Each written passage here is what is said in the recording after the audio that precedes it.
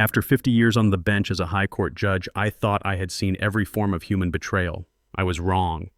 At my own retirement dinner, surrounded by crystal glasses and forced smiles, I watched my nephew Terrence slip a small white pill into my vintage Merlot. He thought I was distracted by the applause. He thought I was just a tired old man ready to be put out to pasture. I did not scream. I did not call the police. I simply dropped my fork, spun the lazy Susan, and watched him drink his own poison. 5 minutes later, he was on the floor, and I was just getting started. Before I tell you how I destroyed them all, let me know where you are watching from in the comments. Hit like and subscribe if you believe justice is a dish best served cold. The air in the private dining room of Le Chateau in Atlanta was thick enough to choke on. It smelled of expensive perfume, roasted duck, and desperation. I stood near the mahogany sidebar, gripping my cane, not because I needed it, but because it made me look frail. That was the image they wanted. Eldridge Turner, the retired high court judge, finally losing his grip. I watched Terrence across the room. My nephew. The boy I had raised since his parents died in that wreck on I-85 20 years ago. He was wearing a $3,000 suit I knew he could not afford, sweating through his silk shirt despite the aggressive air conditioning. His eyes were darting around like a trapped rat.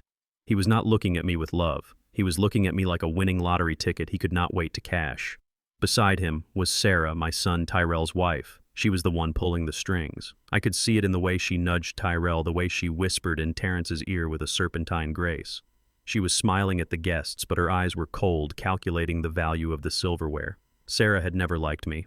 She tolerated me because I was the golden goose. She was 30 years old, sharp, manipulative, and she looked at my family not as people, but as assets to be liquidated. And then there was my son Tyrell, my poor, weak Tyrell. At 34, he was still trying to find himself as an artist, living entirely off the allowance I provided, completely under Sarah's thumb. He sat there staring at his phone, oblivious to the fact that his wife and his cousin were plotting his father's murder right in front of him. I moved to the table. The music was soft jazz, the kind viola my late wife used to love. Every time I heard it, I felt a pang of loss so sharp it almost brought me to my knees. Viola was the only one who had ever truly known me. She was the steel in my spine. When she died 5 years ago, she made me promise to look after the boys. I had failed. I had let them become monsters. But tonight, I was going to fix it. I sat at the head of the round table. The centerpiece was a massive arrangement of white lilies, funerary flowers. I wondered whose idea that was. Probably Sarah's. A subtle joke only she understood. The waiter poured the wine. A 1990 Merlot from my private cellar. It was deep red, almost black in the dim light. I saw Terrence approach my seat. He held his hand over my goblet, pretending to adjust the napkin. It was a move I had seen 100 times in surveillance videos during my years on the bench. Sleight of hand. A small white pill dropped from his cuff into the deep red liquid. It dissolved instantly. No bubbles, no residue. Professional grade. Probably a concentrated heart stimulant meant to induce a stroke or a massive cardiac event. It would look natural for a man of 68. He stepped back, a smirk playing on his lips. I kept my face impassive. I had presided over 50 murder trials involving poisoning. I knew the signs. I knew the methods. And I knew exactly what that pill would do. I looked at the wine. Then I looked at Terrence, who had taken the seat directly to my right. The lazy Susan in the center of the table was laden with appetizers. I knew I had seconds. I let out a sharp gasp. "Oh, my hand," I cried out, gripping my left wrist as if seized by a sudden cramp. I let my heavy silver fork clatter loudly onto the fine china plate. It was a sharp, jarring sound that made everyone jump. Sarah gasped, her eyes flashing with annoyance. Tyrell looked up from his phone, startled. Terrence instinctively leaned down to check the floor for the fork.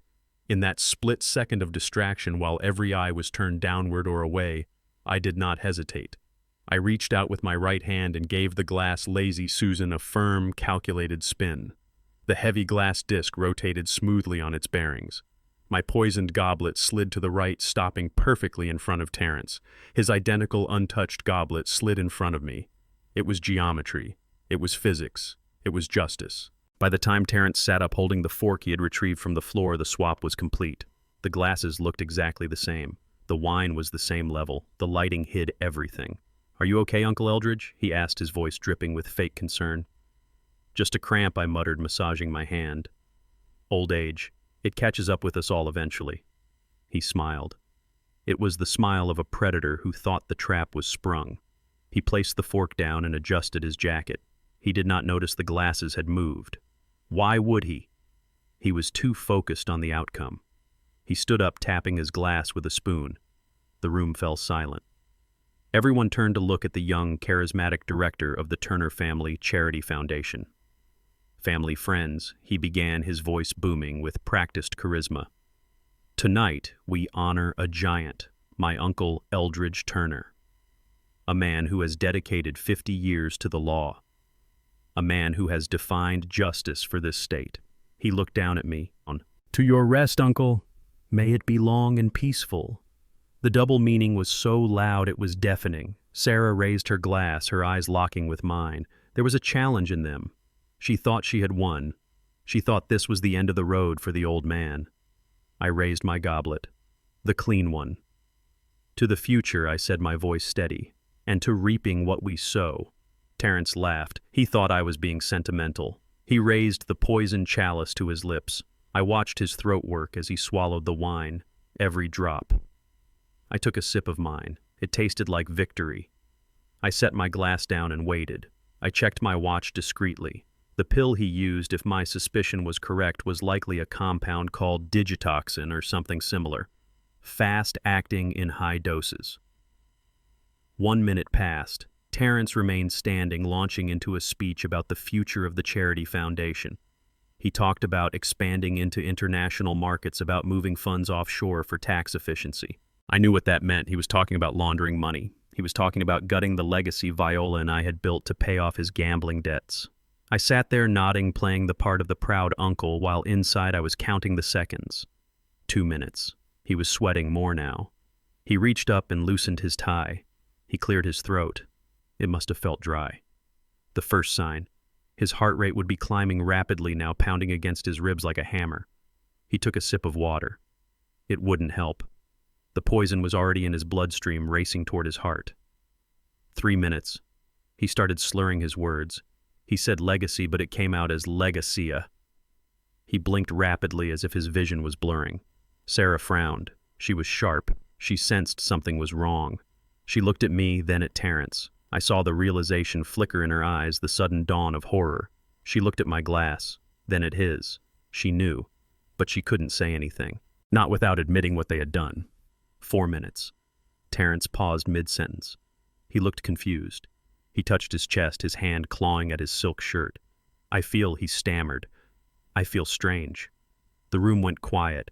People thought he was overcome with emotion, but I knew better. I saw the panic in his eyes. He looked at me pleading. "Uncle, 5 minutes." His eyes rolled back into his head. It was classic. The arrhythmia hitting the heart muscle, shutting down the pump. He grabbed the tablecloth, his fingers hooking into the fabric. He pulled crystal and china down with him as he crashed to the floor. The sound was tremendous, a symphony of breaking glass. Foam gathered at the corners of his mouth. His body convulsed violently, his heels drumming a chaotic rhythm on the hardwood floor. The room erupted in screams. Guests scrambled back, knocking over chairs. Tyrell jumped up, shouting his cousin's name. Sarah was on her feet, shrieking, but her eyes were not on Terrence. They were on me. Pure, unadulterated hatred. I remained seated for a moment, calmly setting my napkin on the table. I looked at the chaos I had engineered. I felt no guilt, only a cold, hard resolve. They had tried to kill me in my own house at my own table. They had broken the most sacred law of nature. I stood up slowly, leaning on my cane. I did not rush to help him. I knew there was nothing to be done. Instead, I walked toward the body, my face a mask of shock and grief. Sarah rushed past me, falling to her knees beside Terrence. She looked up at me, her face twisted. "You," she hissed low enough that only I could hear. "You did this." I looked down at her. "I did nothing." "Sarah," I said, my voice ice cold. "I simply let nature take its course." Tyrell was shaking Terrence, trying to get a response. "Call 911, he screamed. "Someone call 911. Guests were fumbling for their phones. I reached into my pocket. but I wasn't reaching for my phone to call for help. I was reaching for my old handkerchief. I bent down, pretending to comfort Tyrell, placing a hand on his shoulder. "Son, let me help," I said. In the confusion with Sarah distracted by checking Terrence's pulse and Tyrell sobbing, I reached into Terrence's jacket pocket. I felt the hard rectangle of his smartphone. With a practiced motion, smooth and unseen, I slid his phone out and replaced it with an old burner phone I had bought days ago. It was the same make and model. I slipped his real phone into my own pocket. This was the key. The poison was just defense. The phone was the weapon. I knew everything was on there.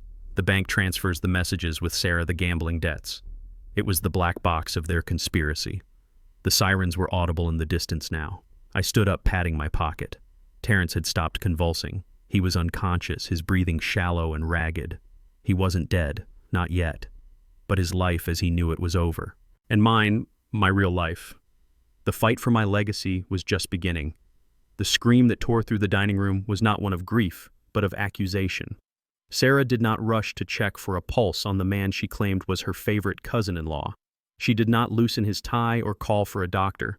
Instead, she lunged across the space between us with the ferocity of a cornered animal, her finger tipped with a sharp blood-red nail pointed directly at my chest.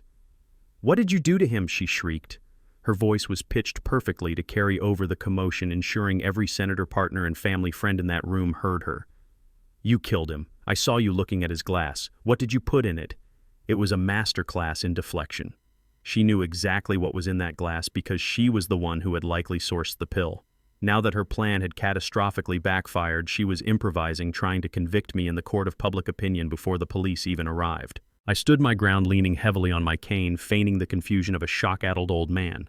"Sarah, be reasonable," I said, keeping my voice low and trembling just enough to sound frail. "I have been sitting here the whole time." She turned to the crowd, her eyes wide and manic. "He has been threatening Terrence for weeks." She lied, spinning a narrative out of thin air. "He is jealous. He is senile and dangerous. Someone hold him. Don't let him leave." My son Tyrell stood frozen near the centerpiece. He looked from his wife to his father, his face a mask of pathetic indecision. He should have been defending me. He should have been taking charge. Instead, he was a statue paralyzed by the force of Sarah's personality. "Do something, Tyrell," she barked at him. "Your father just murdered your cousin." Tyrell blinked, looking at me with wet, fearful eyes. "Dad," he stammered. "Dad, what is happening?" I looked at my son and felt a wave of exhaustion that had nothing to do with age. He was 34 years old, yet he stood there waiting for permission to breathe. I did not answer him. I could not afford to engage in a debate while the evidence I needed was still in Terrence's pocket. The room was swirling into chaos. Waiters were dropping napkins to rush over. A doctor from the university hospital, a guest of mine, was pushing through the crowd. This was my window. I dropped my cane. It clattered loudly on the floor, a calculated distraction. I fell to my knees beside Terrence, letting out a cry of dismay that sounded like heartbreak, but was actually purely tactical. "My boy!" I shouted, throwing my body over his torso as if to shield him. "Give him air," I commanded, waving my arm to force the gathering crowd back. "Step back. Everyone step back." The doctor was seconds away. Sarah was circling like a shark, trying to get a view of what I was doing. I had to be fast. I had presided over 3,000 criminal cases in my career. I had watched hours of surveillance footage showing pickpockets and evidence tamperers. I knew that the hand is quicker than the eye, especially when the eye is distracted by tragedy. I placed my left hand on Terrence's chest, feigning a clumsy attempt to check his heart. My right hand slipped under his silk jacket. I felt the weight of his smartphone in the inner pocket. I knew Sarah and Terrence used an encrypted messaging app. I knew they thought they were clever, but they were arrogant, and arrogance makes you sloppy. I had purchased a burner phone 3 days ago, an identical model to the one Terrence insisted on flaunting. It was in my sleeve, weighing down my cuff. With a motion as fluid as pouring water, I slid the burner phone into his pocket and withdrew his actual device. In one breath, the swap was done. I slid his phone into the deep side pocket of my own jacket just as the doctor dropped to his knees beside me. "Move aside, Eldridge," the doctor said, his voice urgent. I slumped back, panting, acting as though the physical exertion had nearly finished me. I watched Sarah. She was staring at Terrence's jacket. She suspected. I could see the gears turning in her mind. She knew there was incriminating evidence on that phone. She took a step forward, her hand reaching out. "I need his things," she said, her voice tight. "I need to call his doctor." I grabbed her wrist. My grip was not the grip of a frail old man. It was iron. "Do not touch him," I snarled, dropping the facade for a microsecond. "This is a crime scene now, Sarah. Tampering with the body is a felony." She recoiled, her eyes flashing with hatred. She pulled her arm free, rubbing her wrist. "You are going to rot in prison for this old man," she hissed. The sirens wailed outside, cutting through the din of the dining room. The paramedics burst in a flurry of high-vis jackets and medical equipment. They pushed us all back. I watched them work on Terrence. They cut open his shirt. They were shouting numbers and vitals. He was in bad shape. The poison was a heavy dose. I felt a flicker of cold satisfaction. He had meant that dosage for me. He had meant to stop my heart. If he died, it was suicide by stupidity. "We need to transport him now," the lead paramedic shouted. They loaded him onto the stretcher. The wheels squeaked on the polished floor. Sarah immediately moved to follow them. "I am going with him," she announced, trying to climb into the back of the ambulance as they rolled him out to the curb. She was desperate. She needed to get that phone before the police did. She needed to control the narrative at the hospital. I stepped in front of her. The flashing red lights of the ambulance painted us in a hellish strobe. "No, you are not," I said, my voice booming with the authority I had used to silence courtrooms for decades. "You are not his next of kin. You are his cousin-in-law. I am his legal guardian." I raised the papers I had kept in my breast pocket, a power of attorney document Terrence had signed years ago when he needed me to bail him out of a gambling debt. It was old, but it was valid. The paramedic looked at the papers, then at Sarah's manic expression, and finally at me. "The judge goes," the paramedic said, pointing to me. "Ma'am, you need to step back or I will call the police to remove you." Sarah froze. She looked at Tyrell, who was hovering uselessly by the restaurant doors. "Do something," she screamed at him. "Stop him." But Tyrell did nothing. He just watched, his face pale and wet with tears. I climbed into the back of the ambulance. The doors slammed shut, sealing Sarah out. The silence was sudden and heavy, broken only by the rhythmic beeping of the heart monitor and the ragged gasps of the man who had tried to kill me. The ambulance lurched forward, sirens screaming. I sat on the bench seat watching the paramedic adjust an IV line. He was focused on the patient. He was not watching me. I reached into my pocket and pulled out Terrence's phone. It was still warm from his body. I looked at his face. His eyes were closed, his skin gray and clammy. I needed his thumb.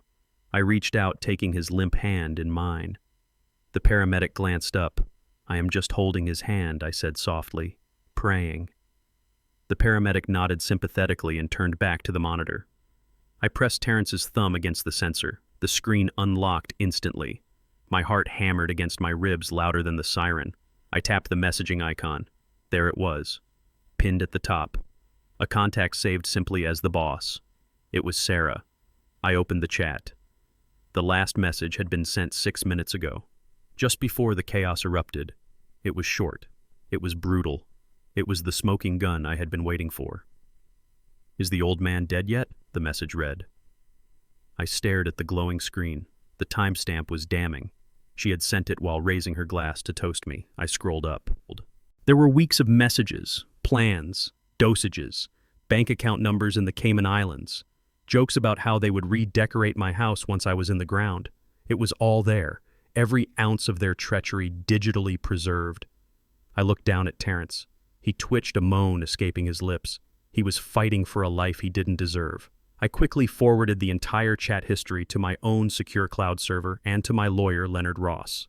Then I took a screenshot of the last message and sent it to my own phone. I sat back, sliding the phone back into my pocket. The ambulance hit a pothole, but I didn't feel it. I felt weightless. For months I had suspected. For weeks I had prepared. But now I knew. They were not just greedy. They were evil.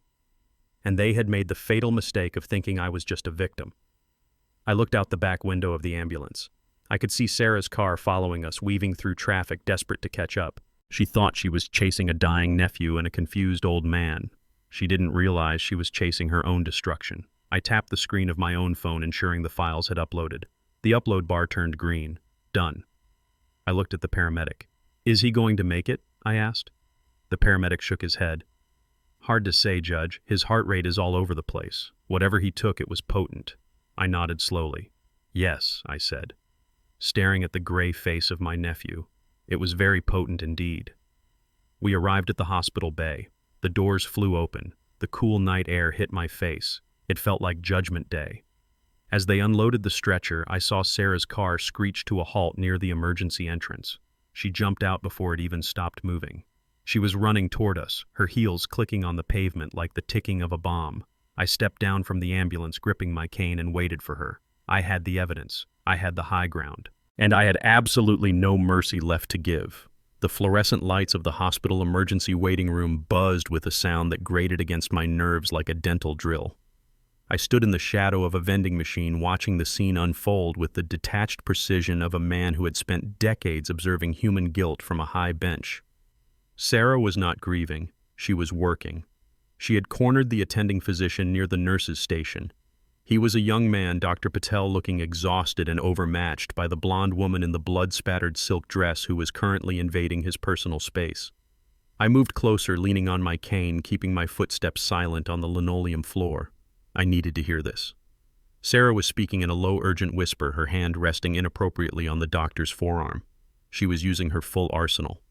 Charm, vulnerability, and underneath it all, the cold steel of a threat. She was telling him that Terrence had a history of panic attacks. She was lying about a shellfish allergy. She was trying to plant a narrative before the toxicology screen could tell the truth. I saw Dr. Patel shake his head. He held a clipboard against his chest like a shield. I could see him explaining that the symptoms were inconsistent with anaphylaxis. He mentioned the foam at the mouth. He mentioned the erratic heart rhythm. Sarah's face hardened. The grieving cousin act vanished instantly. She leaned in closer. Her voice dropped an octave. I saw her hand slip into her purse. She wasn't reaching for a tissue. She was reaching for her checkbook. I knew that checkbook. It was linked to the joint account she shared with my son, which meant she was about to try and bribe a medical professional with my own money. She was desperate to stop the blood draw. If they found the digitoxin in Terrence's system, her life was over. She knew that hospitals were bureaucracies and bureaucracies could be manipulated. She just needed one person to look the other way, to mislabel a vial, to lose a sample. Dr. Patel looked uncomfortable. He looked around the room, his eyes scanning for a witness or a security guard. He stepped back from her. Sarah followed him, relentless. She was whispering about lawsuits now. She was threatening his medical license. She was claiming that my family had powerful lawyers who could destroy his career if he did not treat this as a simple allergic reaction. It was a bold, stupid move. She was used to bullying waitstaff and valets. She did not understand that tampering with a federal judge's family medical records was a felony that carried mandatory prison time. I stayed in the shadows, letting her dig her grave a few feet deeper. I wanted the doctor to remember this interaction. I wanted him to be the first witness when I put her behind bars. Sarah spun away from the nurse's station, her heels clicking angrily against the floor. She had failed to turn the doctor. Now she needed a new strategy. She needed to get Terrence out of this hospital before the tests came back. She marched toward the far corner of the waiting room where my son Tyrell was sitting with his head in his hands. He looked small. He looked defeated. He was a 34-year-old man who still looked like a child waiting for his parents to pick him up from the principal's office. I followed them, keeping my distance, using a large potted fern as cover.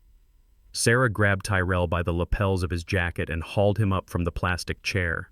She shoved him into the alcove near the restrooms, away from the prying eyes of the other patients. I moved to the wall adjacent to the alcove. I could hear everything. "Listen to me, you idiot," Sarah hissed. Her voice was pure venom. "We cannot leave him here. That doctor is going to run a full tox screen. Do you know what happens when they find the pill? Do you know what happens to us?" Tyrell was sobbing softly. "Sarah, I don't know what to do," he stammered. "I didn't know you were going to hurt him. I thought it was just a scare tactic." The sound of the slap was sharp and loud. It echoed in the small hallway. I flinched. I had never hit my son, not once.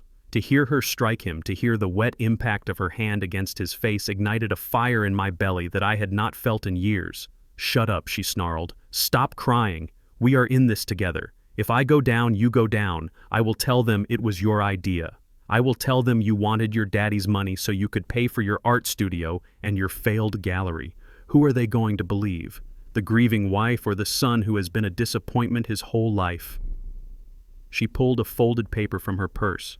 It was a transfer form. She had come prepared. This woman had contingency plans for her contingency plans. "Sign this," she commanded. "It is a request to transfer Terrence to St. Jude's private clinic. My cousin works in administration there. We can control the narrative there. We can make the blood work disappear. Sign it as his next of kin." Tyrell hesitated. "But Sarah, he is not stable. Moving him could kill him." Sarah laughed. It was a dry, humorless sound. "He is already dead, Tyrell. He just hasn't stopped breathing yet. We are saving ourselves now. Sign the paper." She forced a pen into his hand. I heard the scratch of the pen tip against the wall as she pressed the paper against it using the drywall as a desk. She was physically forcing his hand, driving the ink across the page. My son was being coerced into obstruction of justice, and he was too weak to stop it. That was enough. I stepped around the corner. The sight of them froze my blood. Sarah had Tyrell pinned against the wall, her hand over his, forcing the signature. Tyrell's cheek was bright red from her slap. His eyes were wide with terror. They looked at me. Sarah froze. Tyrell dropped the pen. It clattered to the floor, rolling to a stop against my shoe. I did not shout. I did not raise my cane. I simply reached out and snatched the transfer form from Sarah's hand. She was too shocked to resist. I looked at the document. It was a liability waiver and a request for immediate discharge against medical advice. It was a death warrant for Terrence and a get-out-of-jail-free card for her. I ripped the paper in half, then in half again. I let the pieces flutter to the floor like confetti. "You are not moving him," I said. My voice was low, resonant, the voice that had sentenced men to death row. "You are not moving anyone." Sarah stepped back, her eyes darting to the exit. "You have no right," she spat. "You are not his father." "I am his legal guardian," I reminded her, pulling my phone from my pocket. "And I am also a man who knows the hospital administrator very well." I tapped the screen, dialing a number I had saved years ago. I put it on speakerphone so they could both hear the ring. Dr. Vance picked up on the second ring. "Eldridge," he said, his voice warm but concerned. "I heard you were in the ER. Is everything all right?" I looked Sarah dead in the eye as I spoke. "No, Marcus, it is not. I need a favor. I need you to lock down the ICU wing. No transfers, no visitors, especially not family. I have reason to believe there is an active attempt to tamper with a patient's medical evidence." I heard the sharp intake of breath on the other end. "Consider it done," Judge Dr. Vance said. "I will send security down immediately. Do you need police?" "Not yet," I said, never breaking eye contact with Sarah. "I want to let the rats run a little longer." I hung up. Sarah looked like she was about to vomit. Her plan A was gone. Her plan B was shredded on the floor. She looked at Tyrell, her eyes pleading for him to do something, anything. But I stepped between them. I turned my back on her and looked at my son. "Tyrell," I said. My voice was not angry. It was disappointed, which I knew hurt him worse. "Look at me." He raised his head, tears streaming down his face. He looked at the red mark on his cheek. I reached out and touched it gently. "She hit you," I said. It was a statement, not a question. He nodded, shame flooding his features. "Why are you letting her destroy us?" I asked. "Why are you letting her turn you into an accessory to murder?" Tyrell shook his head. "Dad," she said. "She said you were controlling us. She said we needed the money to be free." "Free," I repeated. I laughed, a bitter sound. "You think this is freedom? Signing death warrants in a hospital hallway, letting a woman slap you into submission. That is not freedom, son. That is slavery. And I am cutting the chains right now." I pulled out my own phone again. I opened my banking app. I showed him the screen. It showed his credit card account, the platinum card I paid for. The card Sarah used to buy her dresses and her influence. I tapped a button. The status changed from active to frozen. "I just cut you off, Tyrell," I said. "No more allowance, no more credit cards, no more access to the family trust. If she wants to be with you, she can be with you for who you are, not for what I give you." Sarah let out a shriek. "You can't do that," she yelled. "We have bills, we have a lease." "Not my problem," I said, turning back to face her. "You wanted to be the boss, Sarah. You wanted to run this family. Well, now you can run it on your own dime." Two large security guards turned the corner, heading toward us. Dr. Vance had been quick. I pointed my cane at Sarah. "Escort this woman out of the building," I told them. "She is harassing the family of the patient." Sarah looked at the guards, then at me. For a second I thought she might attack me, but she was a coward at heart. She sneered, straightened her dress, and looked at Tyrell. "Are you coming?" she demanded. "Or are you staying with Daddy?" Tyrell looked at me, then he looked at her. He looked at the frozen credit card notification that had just popped up on his own phone. He was weak.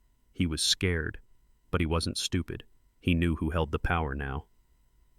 "I am staying," he whispered. Sarah's face twisted into a mask of pure ugliness. "Fine," she spat. "Rot in hell, both of you." She spun around and marched away, the security guards trailing her.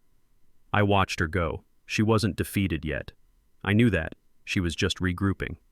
But for the first time tonight, I had the high ground. I looked at Tyrell. He was sliding down the wall, weeping into his hands. I did not comfort him. He needed to feel this. He needed to understand the weight of his choices. I turned and walked toward the ICU. I had a nephew to watch die and a war to win. The silence in the hospital corridor was heavy and artificial, like the air inside a mausoleum. I stood near the vending machines, watching the digital clock on the wall tick away the seconds of my nephew's life. Tyrell had retreated to the chapel, likely to pray for a spine. That left me alone, or so I thought, until the click of heels announced her return. Sarah did not leave the building. She had simply regrouped. She walked toward me, not with the hysteria of the emergency room, but with the cold, predatory grace of a woman who believes she has already won the war. She stopped 3 feet from me. The hallway was empty. The nurses were busy behind the glass of the ICU station. It was just us. She looked at me, and for the first time since she married my son, she dropped the mask completely. There was no fake warmth, no daughter-in-law deference. Her face was hard angles and contempt. "You think you are so smart, Eldridge," she said. Her voice was a low hiss. "You think because you sat on a bench and banged a gavel for 50 years that you know how the world works, but you are obsolete. You are a relic." I did not respond immediately. I reached into my breast pocket and silently tapped the record icon on my phone screen, which was facing outward. I looked at her with the impassive stare I used to reserve for death row inmates. "I am still the guardian of this family, Sarah," I said calmly. "And I am the one holding the purse strings." She laughed. It was an ugly sound. "That is the problem with you people." She spat the words "you people" with a specific venom that hung in the air between us. "You accumulate wealth, but you do not know how to wield it. You sit on piles of cash and call it legacy. I call it waste. Tyrell is weak because you made him weak. Terrence was stupid because he was desperate. But me, I am neither weak nor stupid." She took a step closer, invading my personal space. I could smell her expensive perfume mixed with the metallic scent of her fear. I should be the one running the Turner Foundation. I should be the one sitting on the board. I have the vision. You are just an old man holding on to power because you are terrified of becoming irrelevant. You should have died tonight. It would have been cleaner. We had a beautiful eulogy written for you. I listened to her confess her ambition. She did not care about Tyrell. She did not care about Terrence. She wanted the seat at the head of the table. She wanted the power that my name commanded in this city. She saw my skin color and my age as defects that disqualified me from my own empire. She believed that by virtue of her ruthlessness, she was the natural heir. "You speak of my death with great disappointment," I said, keeping my voice level. "Is that why you bought the pills? Is that why you texted Terrence asking if I was dead yet?" She smiled. It was a shark's smile. "You have no proof of that. You have a phone you stole from a crime scene. A good lawyer will have that thrown out as inadmissible fruit of the poisonous tree. You taught Tyrell that term. I listened. I learned. And when I take over, I am going to erase you. I am going to sell that dusty house. I am going to liquidate your assets, and I am going to build something that actually matters." I looked at her and felt a strange sense of pity. She thought she was playing for high stakes. She thought she was fighting for a few $1,000,000 in a charity fund and a house in Buckhead. She had no idea what she was actually up against. She looked at me as a retired judge with a nice portfolio. She did not know about the trust. She did not know about Viola's final masterpiece. 30 years ago, when I was just starting on the federal bench, Viola told me that influence was more important than cash. She was a genius with numbers. While I was interpreting the law, she was quietly buying pieces of the infrastructure that broadcast it. She started small, radio stations, local papers. Then she moved to digital. Today, the Turner Family Trust owns 40% of Omni Media. It is a silent stake hidden behind 3 layers of shell corporations and blind trusts. We do not just have money. We own the news. We own the servers that host the data. We own the fiber optic cables that carry the lies Sarah was planning to tell. I looked at this woman standing in front of me thinking she could outmaneuver me. She was fighting for scraps while I owned the table, the kitchen, and the building the restaurant was housed in. I had prepared for this day. I had the power to kill a story or make it front-page news across the country with a single phone call. I had the power to freeze assets in banks she didn't even know existed. She thought she was the puppet master because she could manipulate my weak son and my greedy nephew. She did not realize she was dancing on strings I had woven decades ago. I kept my hand near my pocket, ensuring the microphone caught every word of her diatribe. She continued to insult me, calling me a dinosaur and a tyrant. She was giving me everything I needed to destroy her character in court. But she was also giving me something else. She was giving me the justification to unleash the full weight of my hidden empire. "You are quiet, Eldridge," she taunted. "Did I strike a nerve? Or are you finally realizing that your time is over?" "I am quiet, Sarah, because I am letting you dig," I said softly. "Dig what?" she asked, sneering. "Your grave," I replied. Suddenly, the double doors at the end of the hallway burst open. Blue and red lights flashed against the windows, reflecting off the polished floor. A squad of police officers marched in. They were not hospital security. They were Atlanta PD. Sarah's face lit up. She stepped back from me, smoothing her dress, transforming instantly from the vixen into the victim. She pointed a shaking finger at me. "There he is, officers," she shouted, her voice trembling with fake fear. "That is him. That is the man who poisoned his nephew." I watched the officers approach. There were 4 of them, led by a detective I did not recognize. He was young, ambitious, and clearly had not done his homework. He walked right past Sarah. He walked right up to me. "Eldridge Turner," he said, reaching for his belt. "I am Judge Turner," I corrected him, my posture straightening. "Not tonight, you aren't," the detective said. He pulled out a pair of handcuffs. "We received an anonymous tip and digital evidence linking you to the attempted murder of Terrence Turner. Please turn around and place your hands behind your back." I looked at Sarah. She was standing behind the wall of blue uniforms. She was smiling. It was a smile of pure triumph. She had made the call. She had planted the seed while I was busy securing the hospital wing. She had probably sent a doctored video or a fake text message from a burner phone of her own. She had outpaced me in the short game. I looked at the handcuffs. They were silver and cold. For 50 years, I had been the one sending men away in these. Now they were for me. The irony was bitter, but I did not resist. I knew the law better than anyone in this building.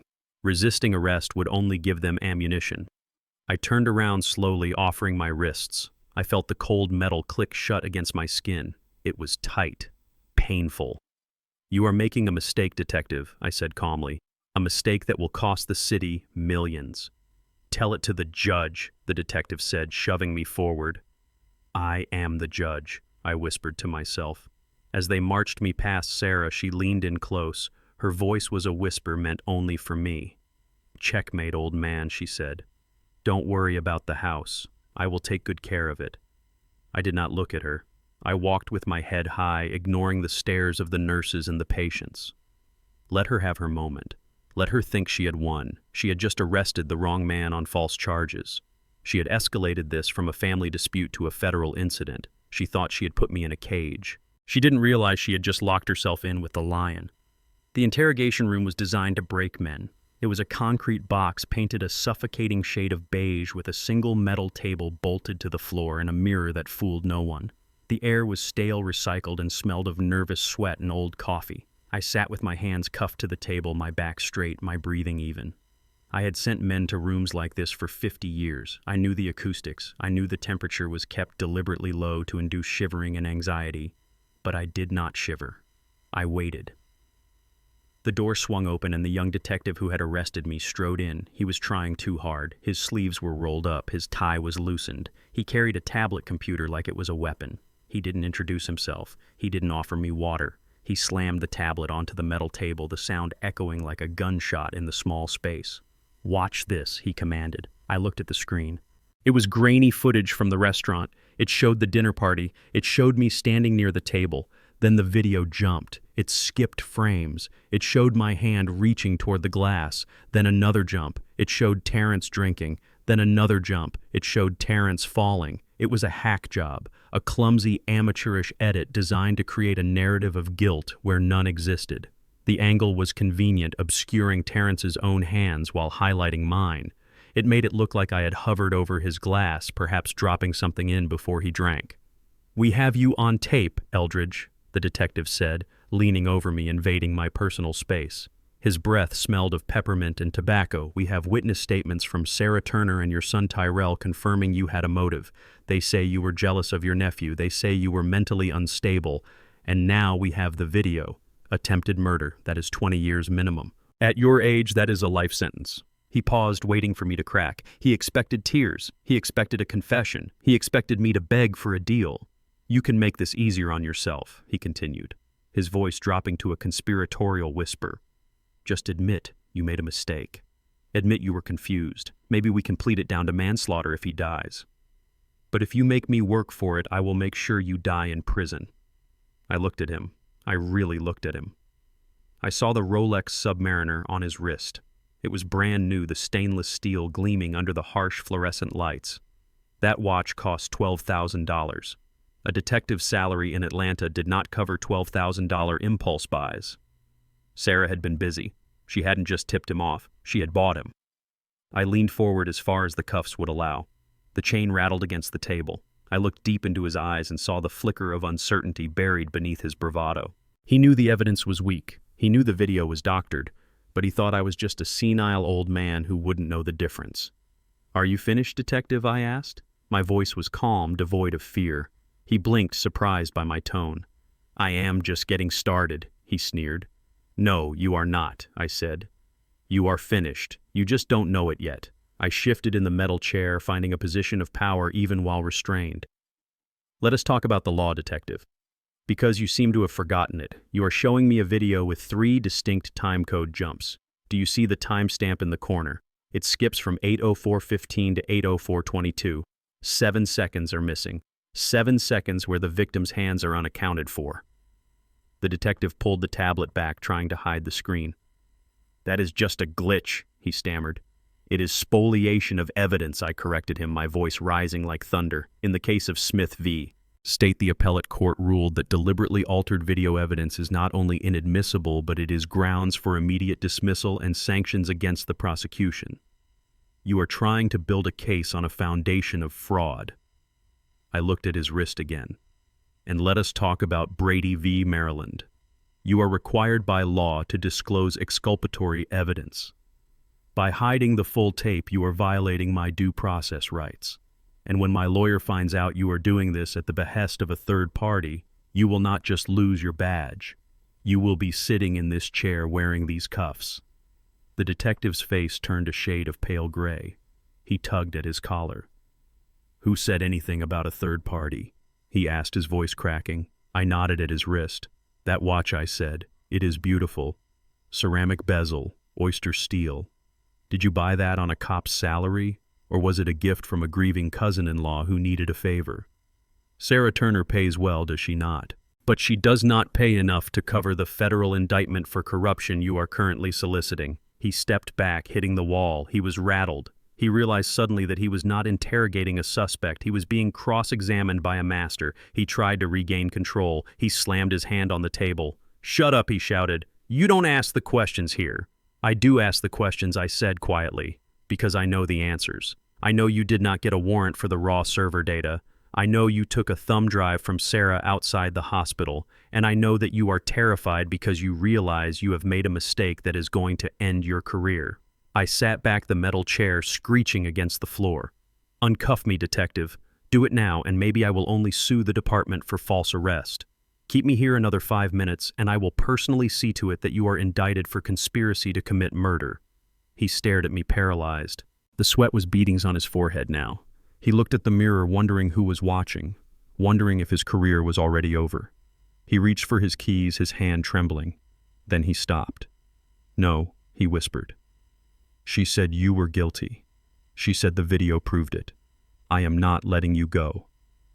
Just then, the heavy steel door of the interrogation room did not just open. It was thrown open with such force that it slammed against the concrete wall with a deafening crash. The detective jumped, spinning around his hand, going to his holster. Standing in the doorway was a man who looked less like a lawyer and more like a battering ram in a three-piece suit. Leonard Ross. He was 6'4", broad-shouldered and holding a leather briefcase like it was Thor's hammer. Behind him stood the precinct captain looking terrified. Leonard did not say hello. He did not ask for permission to enter. He walked straight up to the detective and invaded his space so aggressively that the young man stumbled back into the corner. "You have exactly 10 seconds to get those cuffs off my client," Leonard growled. His voice was a deep baritone that vibrated in the small room. "Or I will have your badge, your pension, and your freedom before the sun comes up." "Who are you?" the detective squeaked. "I am the man who is going to ruin your life," Leonard said.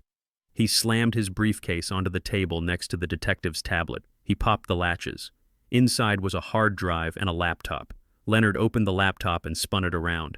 "This is the original footage," he announced, "from the hardwired security system that Judge Turner had installed in the restaurant 3 years ago because he owns the building." He hit the space bar. The video played. It was crystal clear, 4K resolution, no jumps, no skips. We watched in silence. We watched Terrence look around nervously. We watched his hands slide over my glass. We saw the white pill drop. It was undeniable. Then we watched me feign the cramp. We watched the fork drop. And we watched the spin. The lazy Susan turned. The glasses swapped. Terrence picked up the fork. He drank. He fell. It was all there. The attempted murder. The poetic justice. The truth. Leonard looked at the detective. "That is the raw file authenticated by a forensic digital expert 10 minutes ago. Your video is a doctored fraud provided by Sarah Turner. You arrested the victim while the perpetrator is walking free." The precinct captain stepped forward, his face red with fury. "Miller, get those cuffs off him. Now. And give me your gun and your badge. You are suspended pending an internal affairs investigation." The young detective looked at me. His arrogance was gone. He looked like a child who had broken a window. He fumbled with the keys. His hands were shaking so bad he dropped them twice before he managed to unlock the cuffs. I rubbed my wrists, feeling the blood flow back into my hands. I stood up slowly, adjusting my cuffs, smoothing my jacket. I picked up my cane. I looked at the detective one last time. "Greed is a powerful motivator, son," I said softly. "But intelligence is a better one. Remember that when you are looking for a new line of work." Leonard put a hand on my shoulder. "Let's go, Eldridge. We have work to do. Do you want me to file charges against Sarah immediately? We have enough to bury her." I paused at the door. I thought about Sarah. I thought about her smug face in the hospital hallway. I thought about her telling me checkmate. If I arrested her now, she would fight. She would post bail. She would spin a story about being framed. She would use my money to hire a defense team. "No," I said, a cold smile touching my lips. "Not yet. I don't want her in a cell. Not while she still has hope. I want her to lose everything first. I want her to watch her world crumble brick by brick. I want her to be destitute, friendless, and broken. Then we arrest her." Leonard nodded. He understood. He closed the briefcase. "What is the next move then?" I walked out into the busy precinct, the officers parting like the Red Sea to let us pass. "The next move is financial," I said. "She thinks she has the checkbook. She thinks she has the accounts. She doesn't know about the protocols." I checked my watch. It was 2:00 a.m. in Atlanta. That meant it was 8:00 a.m. in Zurich. The banks were just opening. I pulled the burner phone from my pocket. "Get the car, Leonard," I said. "I need to make a call to Switzerland. It is time to freeze her out." As we walked out into the cool night air, I felt a surge of energy. They had tried to poison my body. They had tried to poison my reputation, but all they had done was wake me up. The last gavel was about to come down, and when it did, the sound would shatter their entire world. The television in my study was an 80-inch window into a world of lies. I sat in my leather armchair sipping lukewarm water and watching Sarah perform the role of a lifetime. She had convened a press conference on the steps of the hospital. It was a strategic masterstroke. The imposing brick facade of the trauma center loomed behind her, lending gravitas to her performance. She was not wearing the blood-spattered silk dress anymore. She had changed into a modest gray suit, appearing small and vulnerable against the cluster of microphones. "My family is in crisis," Sarah said, her voice trembling just enough to register as authentic grief without sliding into hysteria. "We love Eldridge. We have always honored him. but age has taken a terrible toll on his mind. Tonight, that mental decline turned violent. She paused to wipe a tear that I knew she had summoned on command.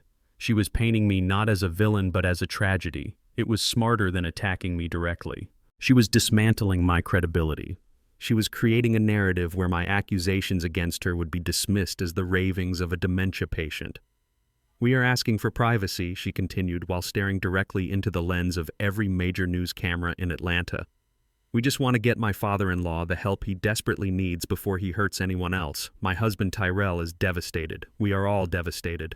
I looked at the ticker scrolling at the bottom of the screen. Turner Holdings was down 12% in after-hours trading. The market hates uncertainty, and Sarah had just injected a lethal dose of it into my legacy. My phone was buzzing on the desk. Board members, partners, senators. Everyone wanted to know if the Lion of Atlanta had finally lost his teeth. I did not answer them. I turned off the television. The room plunged into silence. The silence was not empty. It was heavy with potential. Sarah thought the battle was being fought in the media. She thought public opinion was the currency of this war. She was wrong. The war was being fought on servers she could not access, in ledgers she could not read. She had played her hand. Now it was time to sweep the chips off the table. I picked up the secure satellite phone I kept in the bottom drawer of my desk. It was a relic from a case involving international cartels, a precaution I had maintained for years. I dialed a number with a country code that began with 41. Switzerland. It was early morning in Zurich. The line connected with a sharp digital click. "Heinrich Thepper said." "Judge Turner," the voice on the other end replied. It was crisp, professional, and utterly devoid of emotion. "We have been monitoring the news wires. The situation appears volatile." "It is about to get worse," I said. "I am initiating the Viola Protocol." There was a pause on the line, a heavy, significant silence. The Viola Protocol was not a standard banking instruction. It was a nuclear option my late wife had designed for a doomsday scenario. It was a scorched earth directive that did not just freeze assets. It liquidated positions, recalled loans, and flagged every associated Social Security number for immediate fraud investigation by the IRS and the SEC. "Are you certain?" Judge the banker asked. "This cannot be reversed. It will trigger audits on the foundation. It will freeze the personal accounts of all beneficiaries. It will lock the trust for a minimum of 5 years. I looked at the blank television screen. I thought of my nephew foaming at the mouth. I thought of my son signing a transfer order under duress. I thought of Sarah smiling as I was handcuffed. "I am certain," I said. "Burn it down, Heinrich. Every cent. If their names are on it, lock it.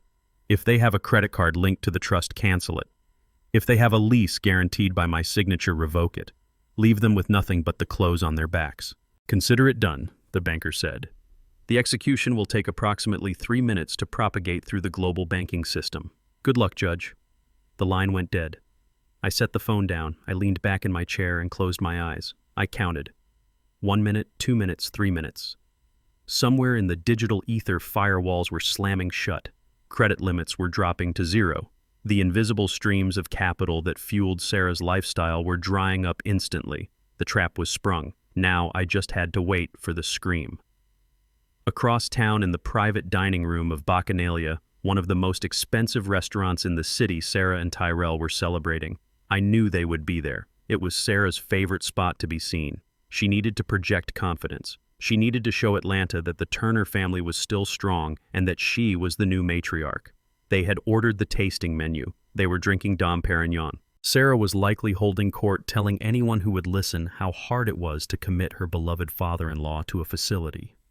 Tyrell would be nodding, drinking too much, trying to drown the guilt that I knew was eating him alive. The bill arrived on a small silver tray. The total would be north of $800. Sarah didn't even look at it. She pulled out the black Centurion card, the one linked to the family trust, the one she flashed like a badge of office. She dropped it on the tray with a dismissive wave of her hand. The waiter took it. He walked to the terminal. He swiped the card. "Decline." He frowned. He wiped the strip. He inserted the chip. "Decline. Do not honor. Retain card." The message on the terminal was specific. It was a fraud alert. The bank had flagged the card as stolen property. The waiter walked back to the table. The smile was gone from his face. The hospitality industry has a sixth sense for financial ruin. He knew a dead card when he saw one. "Ma'am, I am sorry," the waiter said loud enough for the neighboring tables to hear. "This card has been declined. The bank has instructed me to retain it." Sarah laughed. It was a sharp, incredulous sound. "Do you know who I am?" she demanded, snatching at the card. "Run it again. It is a Centurion card. It does not have a limit. I cannot run it again, ma'am," the waiter said, stepping back. "The system has locked it. Do you have another form of payment?" Sarah turned to Tyrell. "Give him your card," she snapped. Tyrell fumbled for his wallet. He pulled out his Visa. The waiter took it. He walked back to the terminal. "Decline." The waiter returned. "This one is also declined, sir." The atmosphere in the restaurant shifted. The other diners were watching. The whispers started. Sarah's face flushed a deep, ugly red. "This is ridiculous," she hissed. "Call the bank, Tyrell. Fix this." Tyrell pulled out his phone. He dialed the private client service line. He put it to his ear. He waited. Then he pulled the phone away and stared at the screen.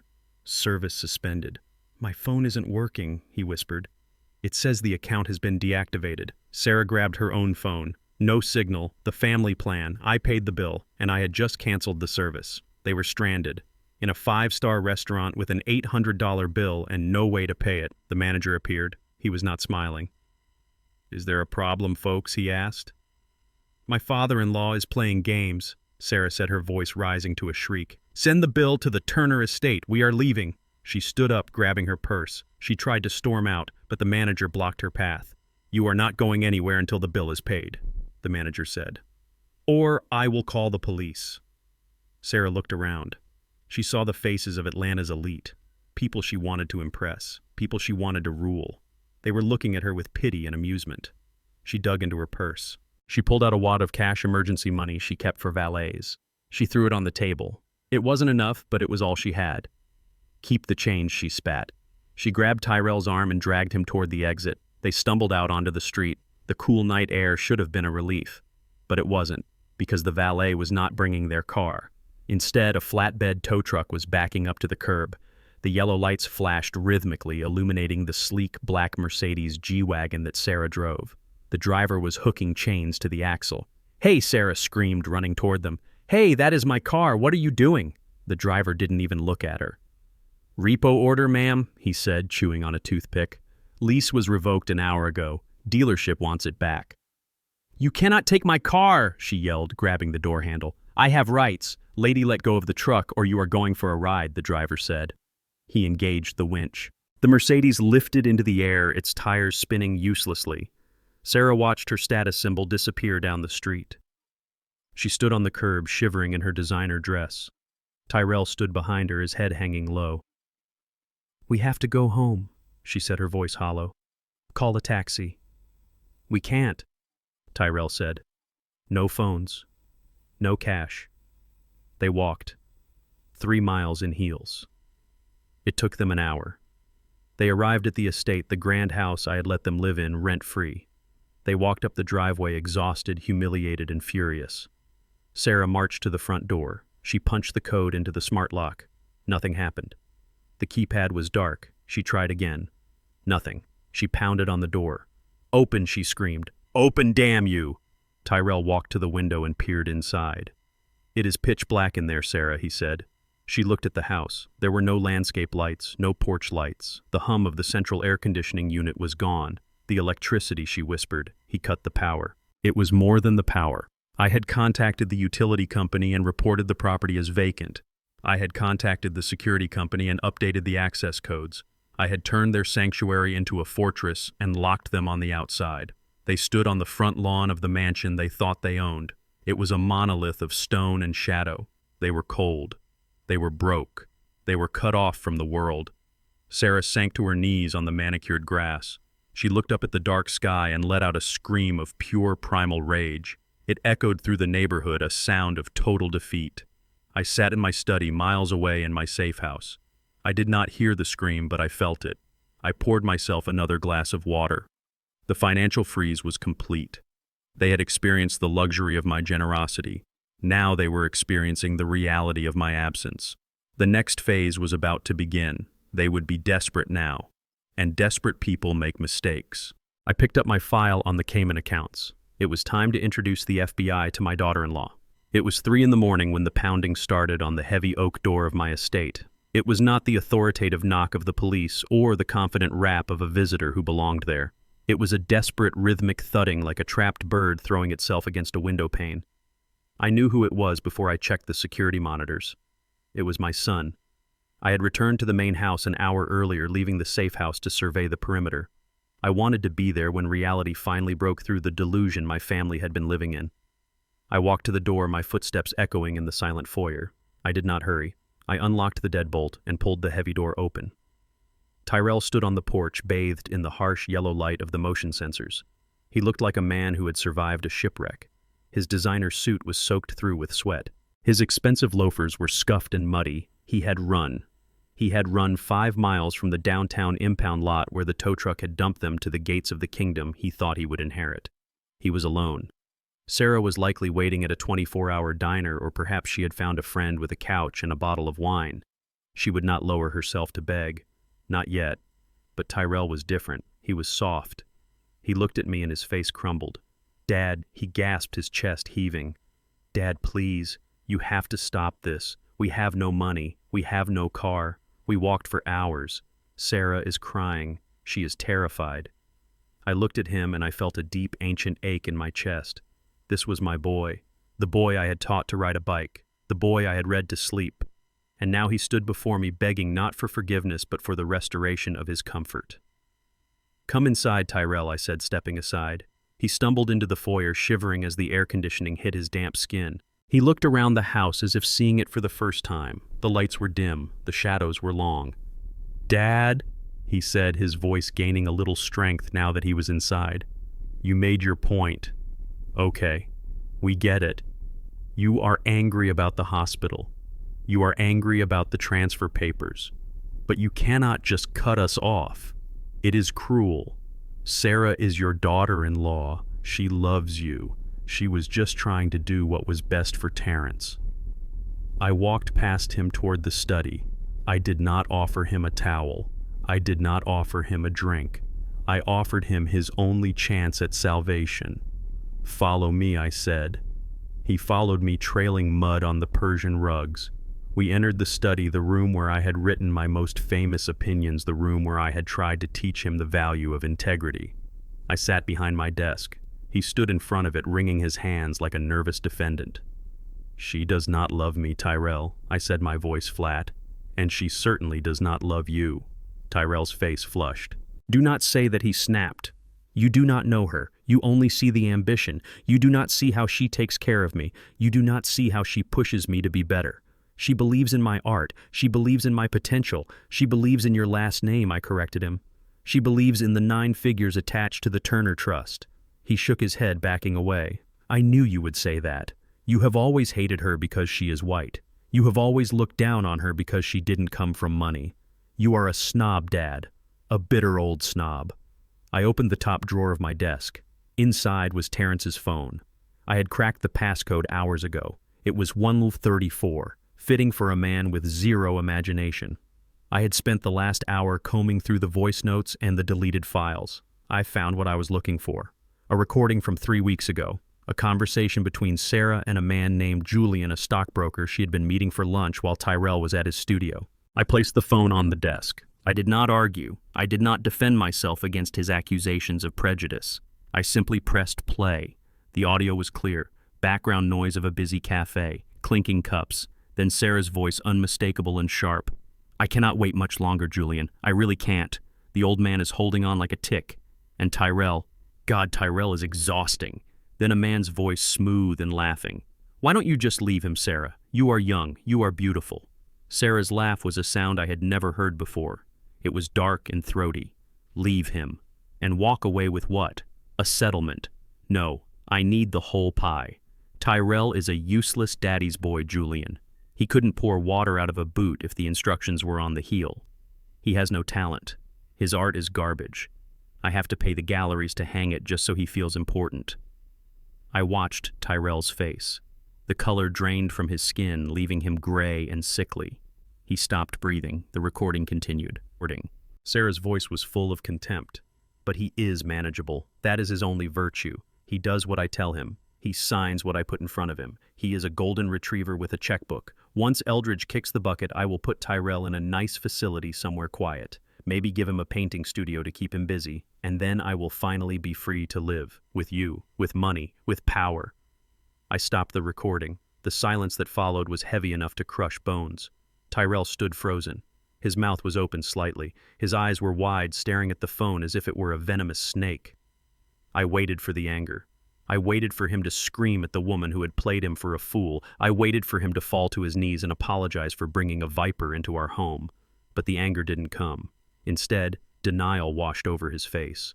He shook his head slowly, then violently. "No," he whispered, "that is fake. You edited that. You hired someone to sound like her." I looked at him with pity. "Son," I said gently, "that was taken from Terrence's phone. Your cousin was recording everything. He knew what she was. He was using it as insurance." Tyrell stepped back, his hands balling into fists. But his fists were not aimed at Sarah. They were aimed at me. "You spied on us," he shouted, tears spilling down his cheeks. "You invaded our privacy. How could you do that? How could you listen to that and keep it? You want to hurt me. That is all you want. You want to prove you were right. You want to prove I am stupid." He was projecting. He was in agony, and he was lashing out at the only safe target he had. He could not accept that his marriage was a fraud, so he had to believe his father was a monster. "She loves me!" he screamed, his voice cracking. "She was just venting. People say things they don't mean when they are stressed. You don't understand passion, Dad. You don't understand complex relationships. You just understand laws and rules." He turned and ran for the door. He was running back to her. He was going to go back to the woman who called him garbage because the truth was too painful to bear. He preferred the beautiful lie to the ugly reality. "Tyrell," I called out. "If you walk out that door, you walk out with nothing. No money, no home, no father." He stopped at the threshold. He didn't turn around. "I don't need your money," he said, sobbing. "And I don't need a father who destroys his son to win an argument." He slammed the door. The sound echoed through the empty house. I sat there in the silence, listening to his footsteps fade down the driveway. He was going back to the dark. I felt a tear roll down my cheek. I wiped it away impatiently. I had tried the gentle way. I had tried the truth. But the infection was too deep. Words were not enough to cut the cancer out of my family. I needed a scalpel. I picked up my secure phone again. It was time for the next phase. I dialed a number I had not called in 10 years. Carter, my old friend from the FBI. The man who handled problems that the law could not touch. Carter picked up on the first ring. He was an insomniac. He was always awake. "Judge," he said, his voice like gravel. "I saw the news. Looks like a mess." "It is a mess, Carter," I said, my voice hardening. "But I am going to clean it up." "What do you need, Judge?" "I need you to initiate Operation Weed Removal," I said. There was a pause. "That is the extreme package, Judge.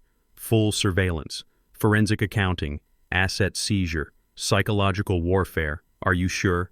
That is your family." "Not anymore," I said, staring at the empty doorway where my son had just vanished. "They are not family. They are hostiles, and I want them neutralized. Start with the Cayman accounts, then find the dealer who sold Sarah the pills. I want her in a cage, Carter, and I want Tyrell to be the one who locks it." "Done," Carter said. I hung up. I looked at the photo of Viola on my desk. Her eyes seemed sad. "I am sorry, my love," I whispered. "I tried to save him with love. Now I have to save him with pain."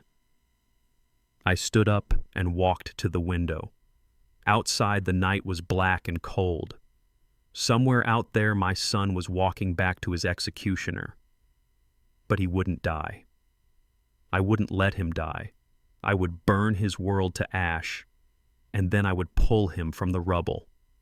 It was the only way. The last gavel had not yet fallen, but it was raised, and it was coming down fast.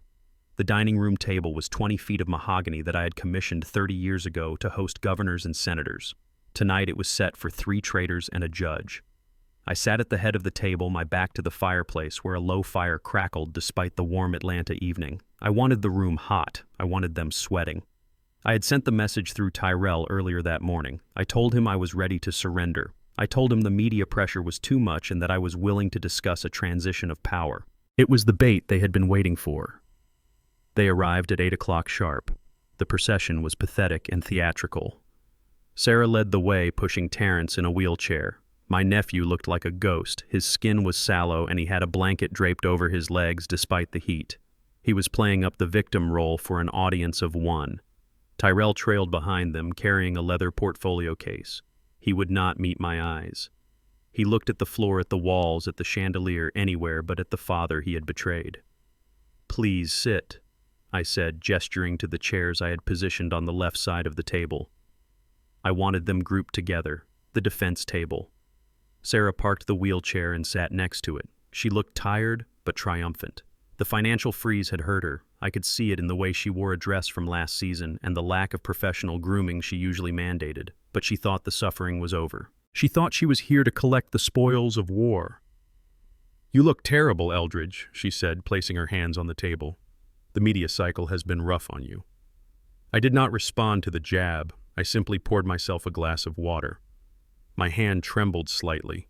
It was a calculated affectation. I needed her to see weakness. I needed her to believe the lion was dying. "Let us skip the pleasantries, Sarah," I said, my voice raspy. "You have won. The accounts are frozen, but I cannot access them either. The stock price is tanking. I am tired of fighting. What do you want?" Sarah smiled. It was the smile of a butcher eyeing a prime cut. She snapped her fingers at Tyrell. "Give him the agreement." Tyrell slid a thick document across the mahogany. It slid to a stop in front of me. I put on my reading glasses and opened it. It was not a settlement, it was an unconditional surrender. It was a conservatorship agreement.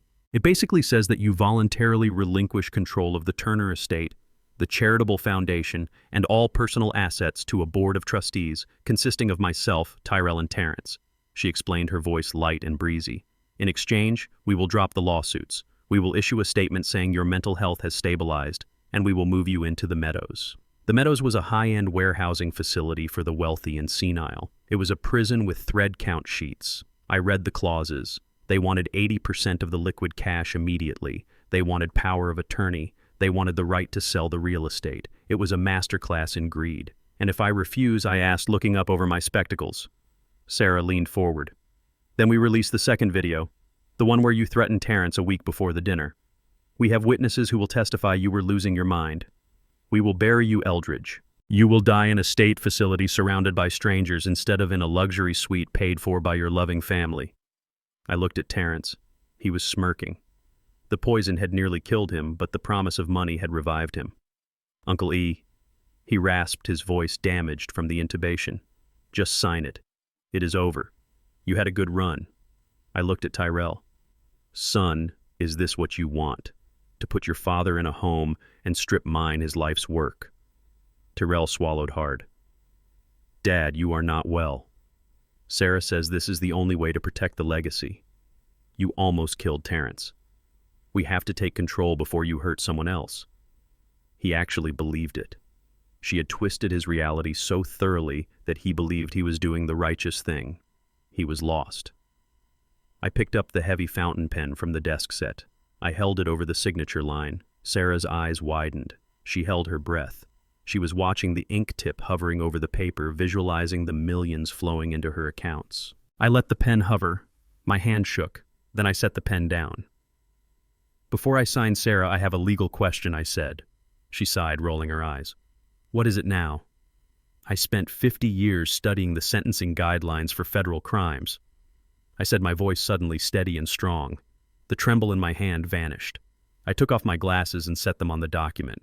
"Do you know the mandatory minimum sentence for conspiracy to commit murder crossing state lines?" Sarah froze. "What are you talking about?" "I am talking about the Racketeer Influenced and Corrupt Organizations Act, otherwise known as RICO," I said. "You see, Sarah, you didn't just try to kill me. You used electronic communications to plan it. That makes it wire fraud. You moved money from a charity to pay for it. That makes it embezzlement. And you did it in concert with 2 or more people. That makes it a criminal enterprise."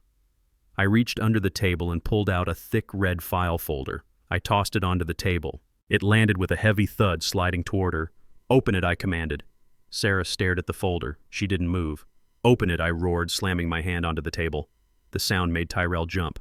Terrence flinched in his wheelchair. Sarah reached out with a shaking hand and flipped the cover open. The first photograph was an 8x10 glossy taken with a long-range lens. It showed Sarah standing in the parking lot of a seedy motel on the outskirts of Atlanta. She was handing an envelope of cash to a man with neck tattoos. That man is known on the street as Spider, I said. He is a mid-level dealer in pharmaceuticals. He is currently in custody. Carter, my associate, picked him up 3 hours ago. He was very eager to cut a deal. He identified you, Sarah. He said you specifically asked for something that would mimic a heart attack. Sarah flipped the photo over. The next document was a bank ledger. It showed a transfer of $50,000 from the Viola Turner Foundation to a shell company in the Caymans. And this, I continued pointing to, the ledger, is the paper trail you thought you hid. You thought because you used a VPN and a shell company that I wouldn't find it. But you forgot that I wrote the charter for that bank in the 80s. I know the regulators. I know the back doors. I stood up slowly. I did not need the cane. I walked toward them. You are not here to negotiate a surrender, Sarah. You are here to hear the charges. Attempted murder, grand larceny, elder abuse, conspiracy. If I hand this file to the district attorney tomorrow, you will go away for 30 years. Tyrell will go for 10 as an accessory, and Terrence will go to the prison infirmary until he rots. Sarah stared at the photos. Her face was pale, but her eyes were still defiant. She was cornered, but she was not broken. Not yet. She stood up, grabbing the folder. This proves nothing, she hissed. It is just pictures and numbers. You have no context. Spider is a criminal. His word is worthless against mine. I am a respected member of the community. You are a senile old man with a vendetta. She grabbed the contract, the one she wanted me to sign, and she ripped the red folder in half. She tore the photos, she tore the ledgers, she threw the pieces into the air like confetti. There she screamed, her voice shrill and manic. It is gone. You have no copies, you have no leverage. It is your word against ours, and there are 3 of us. She looked at Tyrell and Terrence. Tell him we never saw this. Tell him he is hallucinating. We never saw anything, Tyrell whispered obediently. Terrence laughed, a dry, hacking sound. Nice try, Uncle E. But you need a witness. You need someone who was in the room when the decisions were made, and the only people in the room were family. And family sticks together. Sarah smiled. It was a terrible rictus of a smile. You see, Eldridge, you lose. Without a witness, this is all just a story, and nobody believes your stories anymore. I looked at the shredded paper on the floor. I looked at the 3 of them united in their corruption. They truly believed they were untouchable because they had destroyed the physical evidence. They thought the circle of trust was unbreakable. You are right, Sarah, I said softly. I do need a witness. A living witness. Someone who was in the room. Someone who knows where the bodies are buried. I picked up a small remote control from the table. Fortunately, I found one. I pressed the button. The heavy oak doors at the far end of the dining room began to open slowly. The mechanism groaned. Sarah turned around. Tyrell stood up. Terrence gripped the armrests of his wheelchair. They expected the police. They expected lawyers. But they did not expect the person who walked through the door. She was small, trembling, slightly clutching a purse to her chest. She wore a simple dress and a look of terrified determination. Sarah's face went slack. Her mouth opened, but no sound came out. Terrence made a noise like a strangled cat. It was Jasmine. Jasmine was Terrence's executive assistant at the foundation. The woman Sarah had fired 2 weeks ago. The woman Sarah had threatened to blacklist from every job in Atlanta if she ever spoke about the discrepancies in the accounts.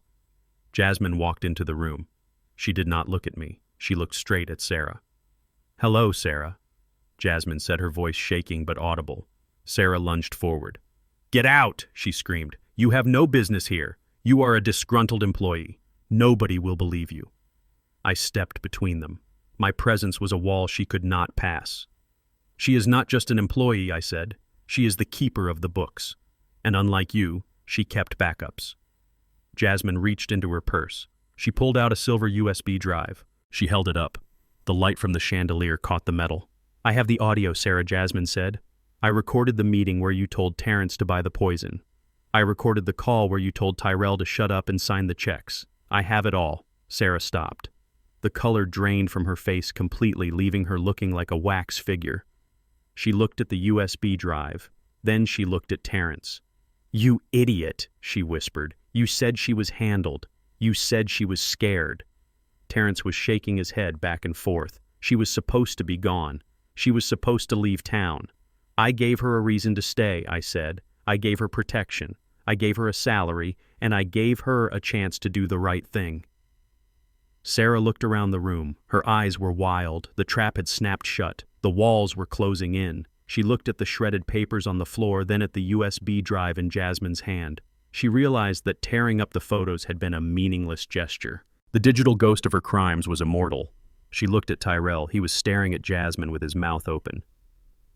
"Do something," Sarah shrieked at him. "Grab that drive." Tyrell didn't move. He looked at Jasmine. He looked at me. The reality of what his wife had done was finally piercing the fog of his denial. "She is not lying, is she?"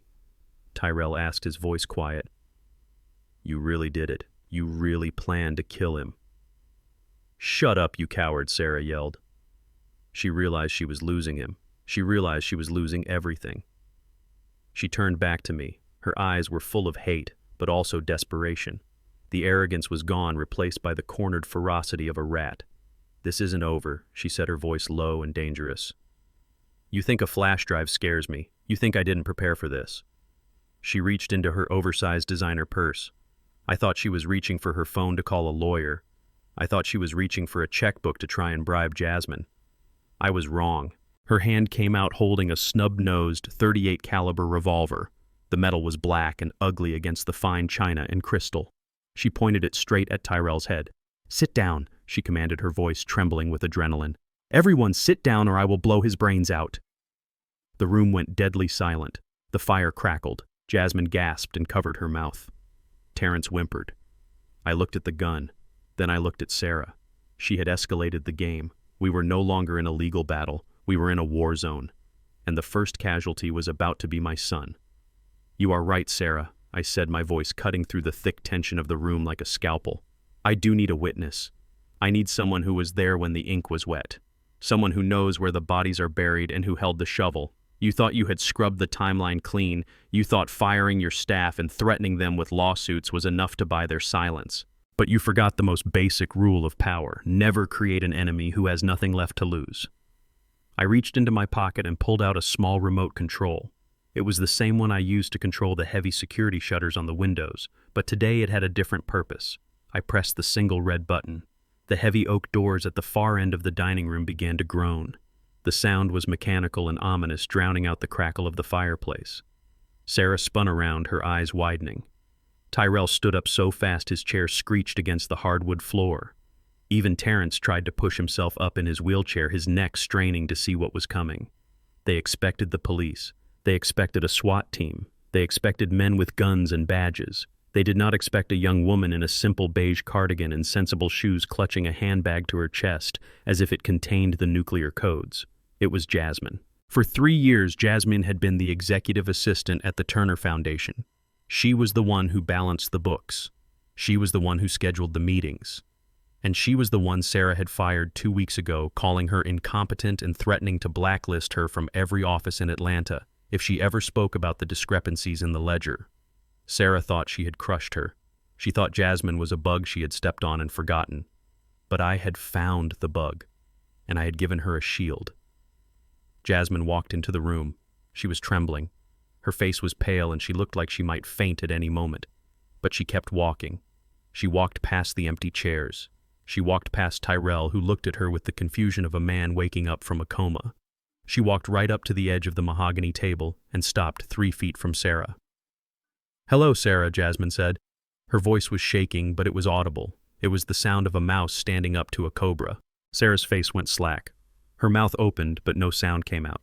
It was the first time in 10 years I had seen her speechless. She stared at Jasmine as if she were seeing a ghost. Then the shock turned to rage. Pure, unadulterated fury. "What is she doing here?" Sarah shrieked, turning to me. "This is a private family meeting. Get this trash out of my sight. She is a disgruntled employee. She was fired for theft. Anything she says is a lie." I stepped forward, positioning myself between Sarah and Jasmine. My presence was a wall she could not pass. She was fired because she asked why $50,000 was moved to a shell company in the Cayman Islands, I said. She was fired because she refused to sign the fraudulent expense reports you put on her desk. And she is here because she has something you thought you destroyed. Jasmine reached into her purse. Her hand was shaking so badly she had to use both hands to unzip the small pocket. She pulled out a silver USB drive. It was small, innocuous, and terrifying. She held it up. The light from the chandelier caught the metal, making it shine like a blade. "I kept backups," Sarah Jasmine said. Her voice gained a little strength. "I knew you were moving money. I knew you were setting me up to take the fall, so I copied everything. I have the audio from the office cameras. I have the emails you thought you deleted. I have the chat logs where you told Terrence to buy the poison." The room went deadly silent. Sarah looked at the silver drive. It was the only thing in the world that mattered. The paper trail I had thrown on the table was a copy. This was the source. This was the digital DNA of her crime. Sarah lunged. It was a desperate, animalistic movement. She threw herself across the corner of the table, clawing at Jasmine's hand, trying to snatch the drive. "Give it to me!" she screamed. "Give it to me, you little rat!" I caught Sarah by the shoulder. I did not use my cane. I used my hand. I gripped her with the strength of a man who had been chopping wood for 40 years. I shoved her back. She stumbled her heels, catching on the rug, and she fell hard onto the floor. "Stay down," I commanded. Sarah scrambled backward, her eyes wild. She looked at Tyrell. "Do something," she yelled at him. "She is lying. They are all lying. It is a conspiracy." Tyrell did not move. He was staring at Jasmine. He knew Jasmine. He had brought her coffee when he visited the office. He knew she was honest. He knew she was quiet. And he knew she would never lie about something like this. "Is it true?" Jasmine Tyrell asked, his voice barely a whisper. "Do you really have recordings?" Jasmine nodded, tears streaming down her face. "Yes, Tyrell. I heard them planning it. I heard Sarah tell Terrence that the old man had to die before the quarter ended because the balloon payment on the gambling debts was due. She said if he didn't die, you would all lose everything." The mention of the gambling debts hit the room like a physical blow. Terrence let out a strangled noise from his wheelchair. He had been silent, trying to make himself invisible, trying to calculate his odds of survival. But now his name was in the air. His motive was exposed. Terrence looked at the USB drive. Then he looked at Sarah, who was picking herself up from the floor. He saw the look in her eyes. It was a look of total abandonment. She was going to cut him loose. She was going to blame him for everything. He realized in that split second that the only person who could save him was the uncle he had tried to kill. "It was her idea," Terrence shouted. His voice was raspy, damaged from the intubation tubes, but it was loud enough to shatter the remaining loyalty in the room. He pointed a shaking finger at Sarah. "She made me do it." Sarah froze. She turned slowly to look at him. "Shut your mouth, you idiot," she hissed. "No, I will not shut up," Terrence cried. He gripped the armrests of his wheelchair, his knuckles white. "She told me the pill was just a sedative. She said it would make you sick, Uncle Eldridge. She said it would make you have a stroke so we could get power of attorney. She promised it wouldn't kill you. She lied to me." "You are a liar," Sarah screamed, taking a step toward him. "She found the dealer," Terrence continued, the words spilling out of him like vomit. "She gave me the cash. She told me when to drop it. She said if I didn't do it, she would tell the bookies where I lived. She said they would break my legs. She forced me, Tyrell. You have to believe me. She is the one who wanted him dead." The alliance was not just cracking. It was disintegrating. The three-way pact of silence and greed had shattered under the weight of the truth. Terrence was sobbing now, great heaving breaths that racked his thin frame. He looked at me, his eyes pleading for mercy. "I did not want to kill you, Uncle E," he wept. "I just wanted the money. I just wanted to be free." I looked at him with a mixture of pity and disgust. "You wanted to be free, so you enslaved yourself to a murderer," I said. Sarah was vibrating with rage. Her chest heaved. Her hands were clenched into fists at her sides. She looked from Jasmine to me and finally to Terrence. She realized she was alone. The narrative she had constructed, the story of the loving family protecting the senile patriarch, was gone. She was exposed as the architect of a failed assassination. "You pathetic cripple," she spat at Terrence. "You couldn't even do one simple job right. You had one task, drop a pill in a glass, and you let him switch them. You drank it yourself, you moron. You deserve to be in that chair." The cruelty of her words stunned the room. Tyrell flinched as if he had been slapped. He looked at his wife, and for the first time he truly saw her. He saw the monster beneath the makeup. "Sarah." "Sarah, stop," Tyrell whispered. But she could not stop. The dam had broken. She marched over to the wheelchair, towering over the broken man she had manipulated. "You are weak," she shouted. "You are all weak. That is why you need me. That is why I had to do this. Because none of you have the stomach to do what is necessary." Terrence looked up at her, his face wet with tears and snot. "You are crazy," he said. Sarah did not respond with words. She responded with violence. She pulled her hand back and slapped him. It was a vicious, full-force blow that snapped his head to the side. The sound was sickening, a crack of skin against skin that echoed in the high ceilings of the dining room. Terrence cried out, covering his face with his hands, trying to curl into a ball in his chair. Sarah raised her hand again, ready to strike him a second time, ready to beat the obedience back into him. "Hey," Tyrell shouted. It was the loudest I had ever heard my son speak. He lunged forward, grabbing Sarah's arm mid-swing. He spun her around, placing himself between her and his cousin. "Don't you touch him!" Tyrell roared. His face was red, his veins bulging in his neck. "He is helpless. What is wrong with you?" Sarah tried to pull her arm free, but Tyrell held on. He looked at her, and the adoration that had been in his eyes for 5 years was gone. It was replaced by horror. "You hit him!" Tyrell said, his voice trembling with shock. "You hit a man in a wheelchair. You poisoned my father. You stole from the charity. Who are you? I am the only one trying to save this family." Sarah screamed right in his face. "I did this for us, Tyrell, for your art, for your future. Do you think your paintings sell because they are good? I buy them. I use the foundation money to buy your garbage art so you can feel like a big man." Tyrell released her arm as if it were burning hot. He stumbled back. "You what?" he whispered. "I buy them." She laughed, a cruel, manic sound. "I have a storage unit in Jersey full of your terrible paintings." "You are a joke, Tyrell. Everyone knows it. Your father knows it. Terrence knows it. I am the only one who cleans up your mess." Tyrell looked at me. I did not look away. I did not confirm it, and I did not deny it. He saw the truth in my silence. He saw the years of pity. He crumbled. He sank to his knees on the rug, his hands covering his face as he began to weep. It was the sound of a man losing his entire identity in a single moment. Sarah stood over him, panting, her hair disheveled, her eyes wild. She looked like a queen surveying the ruins of her kingdom. She turned to me. "See what you did?" she hissed. "You broke him. Are you happy now, Judge?" I looked at my son weeping on the floor. I looked at my nephew cowering in his wheelchair. I looked at the brave young woman clutching a USB drive like a lifeline. "I did not break him, Sarah," I said, my voice cold and final. I woke him up. Sarah looked around the room. She saw the doors. She saw Jasmine. She saw me. She realized there was no way out. The legal battle was lost. The social battle was lost. She had no allies. She had no money. She had no cover. She reached for her purse, which was sitting on the sideboard. Her movements were jerky and fast. I tensed, thinking she was going to run. I thought she was going to grab her keys and flee into the night. I was wrong. She did not pull out keys. She did not pull out a phone. She pulled out a matte black snub-nosed revolver. The atmosphere in the room shifted instantly from tragedy to terror. Jasmine gasped and dropped the USB drive. It clattered on the floor. Terrence went silent. Sarah turned the gun toward Tyrell. Her hands were shaking, but the barrel was steady enough at this range. "Get up," she commanded, her voice trembling with adrenaline.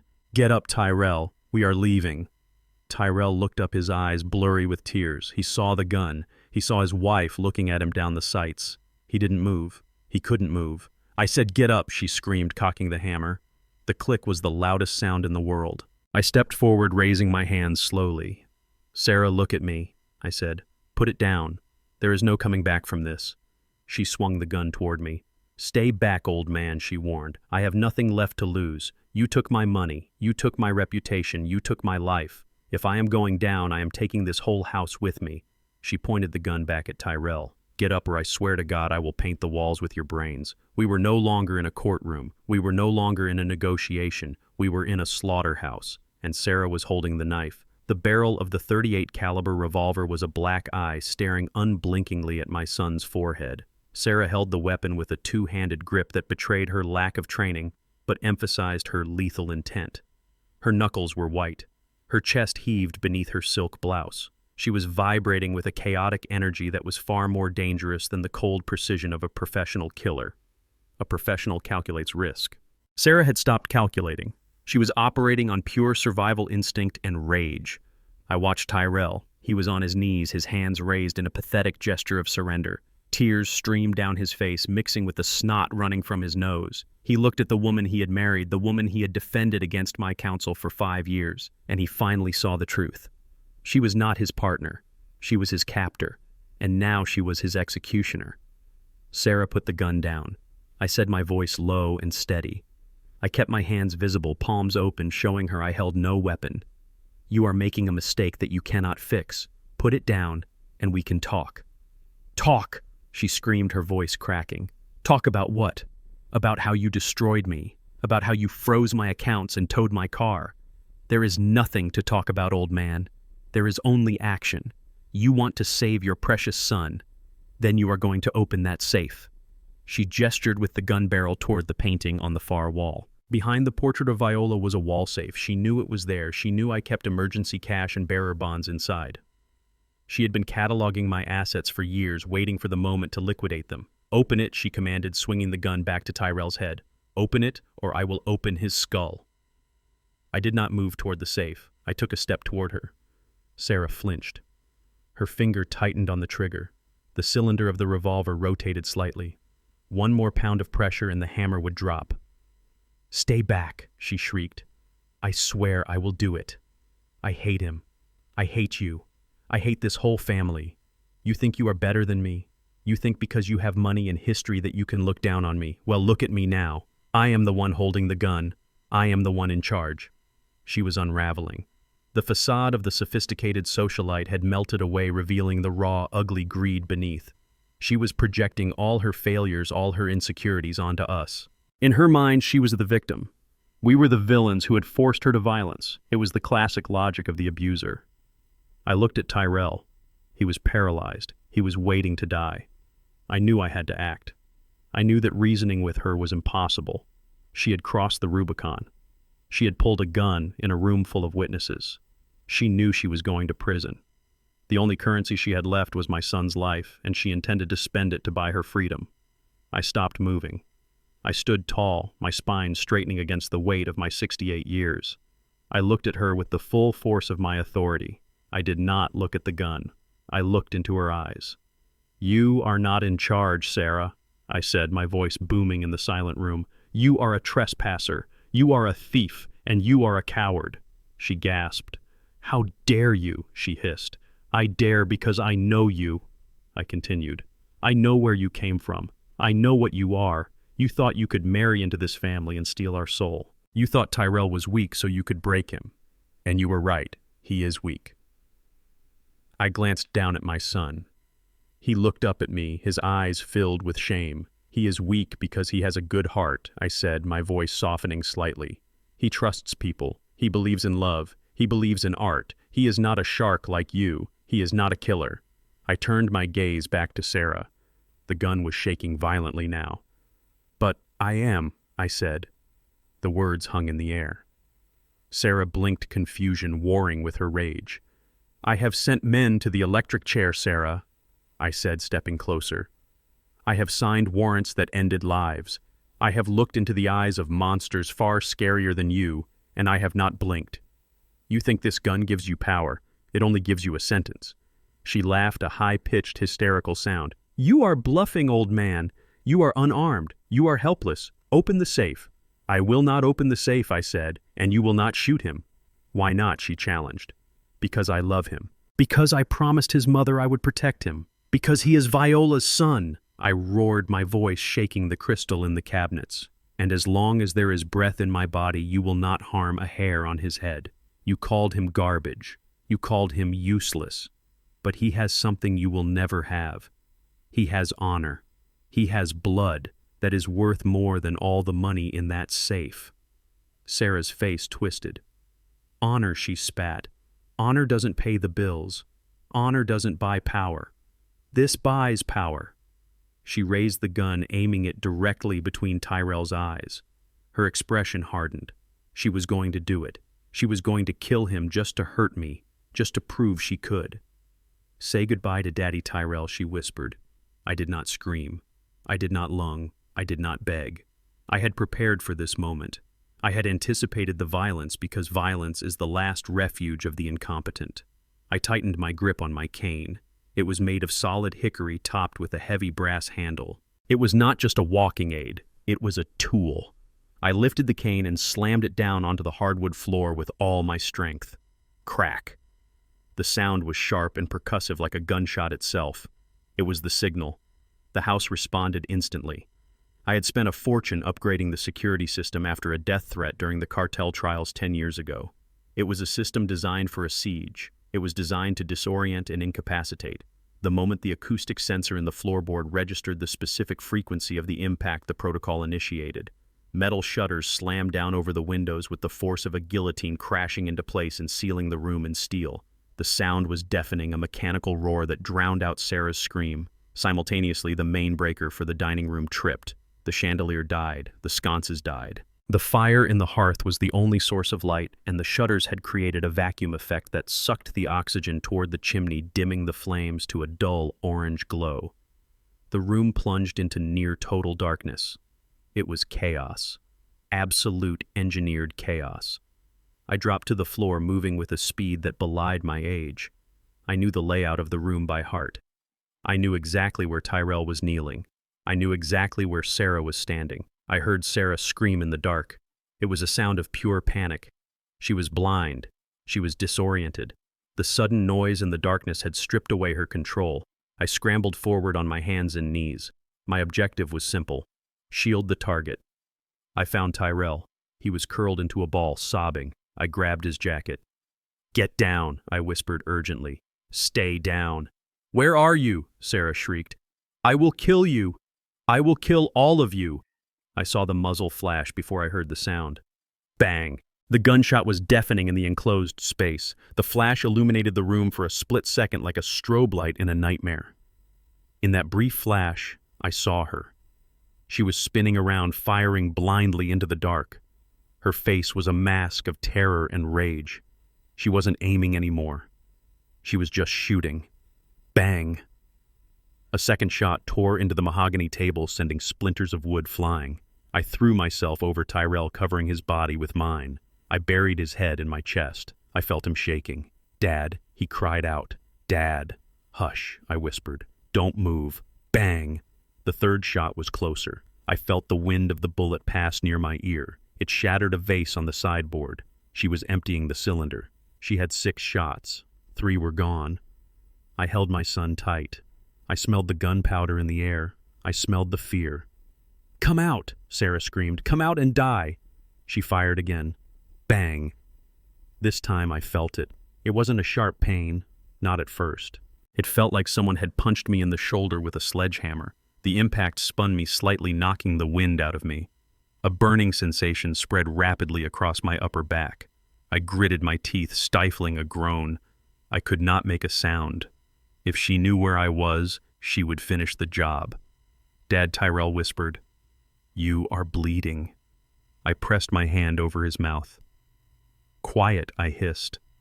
I felt the warm, sticky flow of blood soaking into my shirt. It was running down my arm. My shoulder was on fire, but I was alive. And Tyrell was alive. 2 shots left. I waited in the dark, listening to her breathing. It was ragged and harsh. She was moving. I could hear her heels clicking on the floor. She was walking toward us. She was hunting. I gripped my cane, which I had dragged with me. I calculated the distance. She was maybe 5 feet away. If she took one more step, she would trip over us. I tensed my muscles, ignoring the searing pain in my shoulder. I had one good arm left. And I had one swing. The footsteps stopped. I could hear the mechanism of the revolver clicking as she cocked the hammer for the 5th time. "I know you are there," she whispered. "I can hear you breathing." I held my breath. I tightened my grip on the cane. This was it. The final verdict. Suddenly the room exploded with light. The barrel of the .38 caliber revolver was a black eye staring unblinkingly at my son's forehead. Sarah held the weapon with a 2-handed grip that betrayed her lack of training but emphasized her lethal intent. Her knuckles were white. Her chest heaved beneath her silk blouse. She was vibrating with a chaotic energy that was far more dangerous than the cold precision of a professional killer. A professional calculates risk. Sarah had stopped calculating. She was operating on pure survival instinct and rage. I watched Tyrell. He was on his knees, his hands raised in a pathetic gesture of surrender.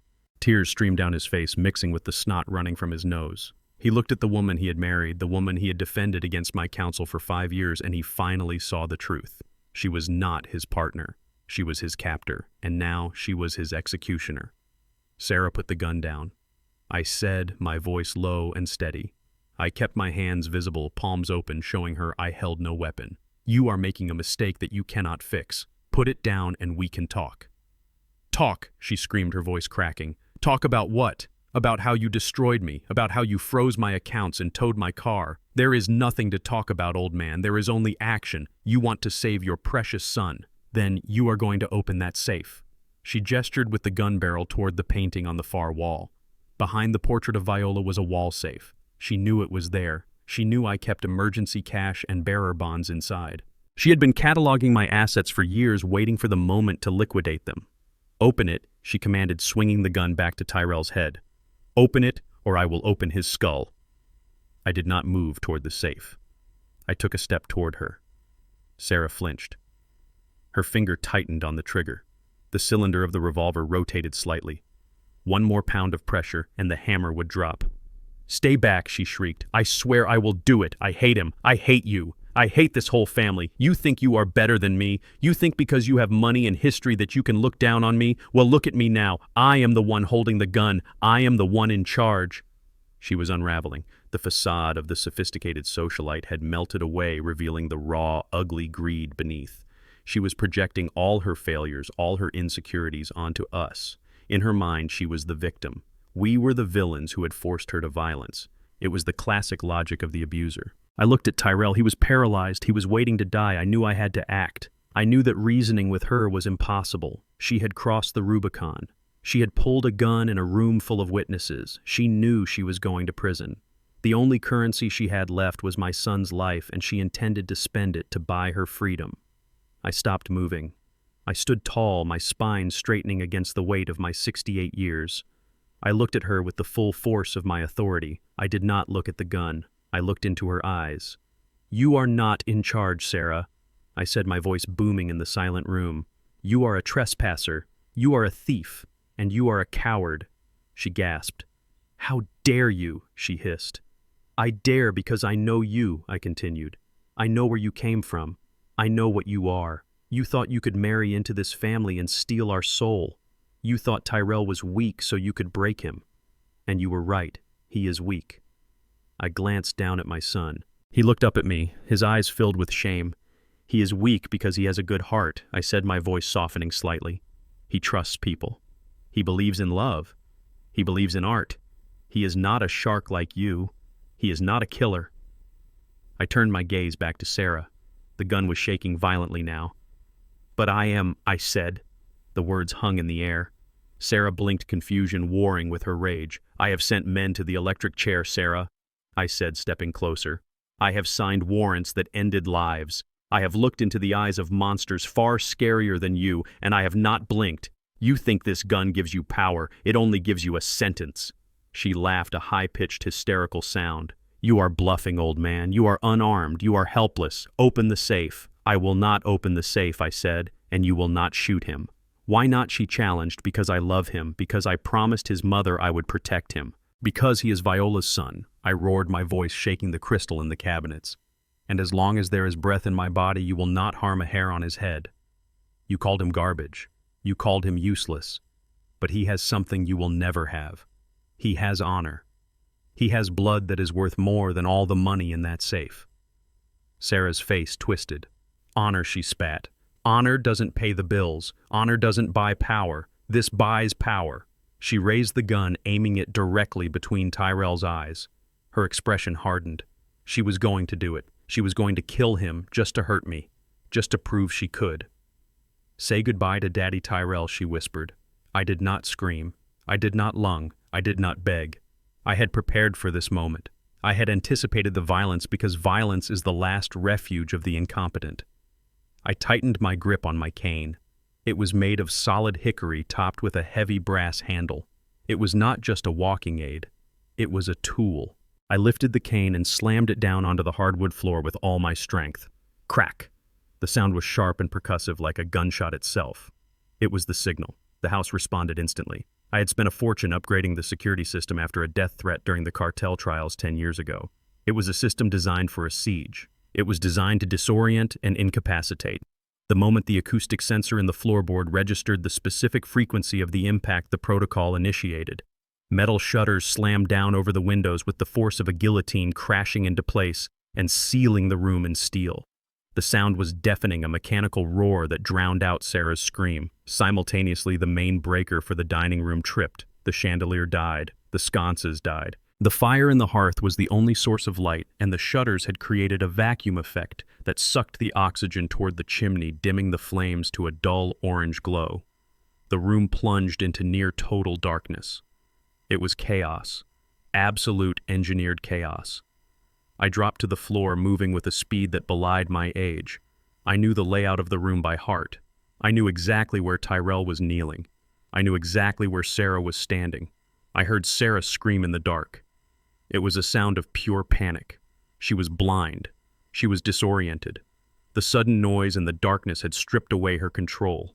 I scrambled forward on my hands and knees. My objective was simple: shield the target.